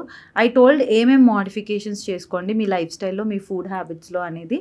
దాని తర్వాత సెకండ్ టైం ఫాలోఅప్కి వచ్చినప్పుడు మెడికల్ ట్రీట్మెంట్ స్టార్ట్ చేశాను. అంటే solution, topical solution, oral tablet, nutritional deficiencies evaluate చేసి అది ఇచ్చేసాను. థర్డ్ టైంకి వచ్చేసరికి ఐ టోల్డ్ హర్ సరే ఇంజెక్టబుల్ కూడా స్టార్ట్ చేద్దాం దీంతో పాటు అని చెప్పాను. She was okay. First time ట్రీట్మెంట్కి వచ్చింది, క్యూఆర్ ట్రీట్మెంట్, ఇంజెక్షన్ ట్రీట్మెంట్కి వచ్చింది. నేను అసలు ట్రీట్మెంట్ స్టార్ట్ చేయకముందే షీ వాజ్ లైక్ మీరు చెప్పిన డైట్ ఫాలో అవుతున్నానండి, నా హెయిర్ హెల్త్ పక్కన పెడితే నా ఓవరాల్ బాడీ చాలా బెటర్ అయింది. మా హస్బెండ్ కూడా చెప్పారు ఈ మధ్య నా మీద కోప్పడట్లేదు నువ్వు, ఈ మధ్య కొంచెం ఎక్కువ యాంగ్షియస్ అవ్వట్లేదు నువ్వు, బాగుంటున్నావు, నీ మూడ్ బెటర్ ఉంటుంది, హ్యాపీగా ఉండగలుగుతున్నావు అని. That gave me intense satisfaction. Then దాని తర్వాత ట్రీట్మెంట్ స్టార్ట్ చేశాను, ఇంజెక్టబుల్ ట్రీట్మెంట్ స్టార్ట్ చేశాను. ఒక 5 సెషన్స్ అయిపోయినాయి, 6th సెషన్ పెండింగ్ ఉంది తనకి. అసలు ఈవెన్ ఐఎమ్ సర్ప్రైజ్డ్, మధ్యలో ఆల్మోస్ట్ 50% కవర్ అయింది. I can see all the baby hair ఒక 4-5 సెంటీమీటర్స్ పెరిగింది. So she's very happy about the result and all. తను చాలా బాగుందండి రిజల్ట్, నా హెల్త్ చాలా బాగుంది, మీరు ఇచ్చిన ట్రీట్మెంట్ బాగుంది. ఆ లెవెల్ ఆఫ్ సాటిస్ఫాక్షనే డిఫరెంట్. సి హర్ పోనీ ఈ స్టిల్ ద సేమ్, బికాజ్ అది మొత్తం లెంత్ పెరిగి థిక్కెన్ అవ్వడానికి టైం పడుతుంది. బట్ అట్లీస్ట్ ఈ స్కాల్ప్ నేను 50% కవర్ చేయగలిగాను, తను కొంచెం లెవెల్ ఆఫ్ కాన్ఫిడెన్స్ ఇవ్వగలిగాను అన్నది it gave me immense satisfaction. Okay. And చాలా మంది సమ్మర్ హాలిడేస్ వస్తే ఇంకా వెళ్ళి ఆడుకోవడం, తిరగడం, సమ్ కైండ్ ఆఫ్ యాక్టివిటీస్ జరుగుతాయి. సమ్మర్లో కూడా ఈ మీరు అన్నట్లు డాండ్రఫ్ కానీ లేకుంటే హెయిర్ ఫాల్ కానీ కొన్ని ఇంపాక్ట్ చేయొచ్చు. సో ఈ సమ్మర్ జోన్లో మీరు ఇచ్చే టిప్స్ ఏంటి? సమ్మర్ అనగానే మీరు చూసుకుంటే వింటర్లో మన స్కిన్ అయినా సరే డ్రై అవుతుంది, because of the weather, environment and everything. Dry moisture content అంతా డ్రై అవుతుంది. సేమ్ స్కాల్ప్లో కూడా అంతే అవుతుంది. వెరాజ్ సమ్మర్ చూసుకుంటే ఆయిల్ ప్రొడక్షన్ ఎక్కువ ఉంటుంది. ఇప్పుడు మనకు ఆయిల్ గ్లాండ్స్ ఎక్కువ ఎక్కడ ఉంటుంది, ఫేస్ మీద, స్కాల్ప్ మీద ఎక్కువ ఉంటాయి. సో అది మనం ఆడుకోకపోయినా because of the environment, because of the temperature change, oil production ఎక్కువ ఉంటుంది. కాబట్టి డైలీ కాకపోయినా ఎవ్రీ ఆల్టర్నేట్ డే స్కాల్ప్ని వాష్ చేసుకోగలిగితే గుడ్. అండ్ స్వెట్టింగ్ ఎక్కువ వస్తుంది అంటే టవల్ డ్రై చేసుకోవడం కానీ వాష్ చేసుకోవడం కానీ ఇంపార్టెంట్. అండ్ హెయిర్ ఆయిల్స్ కూడా అగైన్ డాండ్రఫ్ ఉన్న వాళ్ళు అవాయిడ్ చేయడం అట్లీస్ట్ సమ్మర్ సీజన్లో ఇస్ బెటర్, బికాస్ ఎక్కువ ఇంటెన్సిఫై అవుతుంది. కాబట్టి జనరలీ సమ్మర్లో కన్నా వింటర్లో ఎక్కువ డాండ్రఫ్, బట్ సమ్మర్లో కూడా వచ్చే వాళ్ళకు ఉంటుంది. అలాంటి వాళ్ళకు ఆయిల్ అవాయిడ్ చేయడం is better. Other than that ఇంకేమైనా హెయిర్ టిప్స్ అవసరం లేదు, అసలే లేదు. Okay. So thank you so much అండి. హెయిర్ విషయంలో అయినా సరే, రీసెంట్గా మీరు స్కిన్ విషయంలో చెప్పిన చాలా విషయాలు ఎంతోమందికి నచ్చాయి. So thank you so much, మీరు టైం ఇచ్చి చాలా విషయాలు షేర్ చేసుకున్నందుకు. సో చూసారు కదండి, డాక్టర్ పూజ గారు చెప్పిన మాటలు విన్నాక హెయిర్ పట్ల కానీ రీసెంట్గా చూడిన స్కిన్ పట్ల కానీ ఇంటర్వ్యూలో మీ డౌట్స్ అన్ని క్లారిఫై అయ్యాయి కదా. ఇంకా మీ మనసులో ఏమైనా డౌట్స్ ఉన్నా, మీకు ఏమైనా క్వశ్చన్ చేయాలన్నా సరే తప్పకుండా కమెంట్ చేయండి. And please do subscribe our channel Sudheer talks for more updates.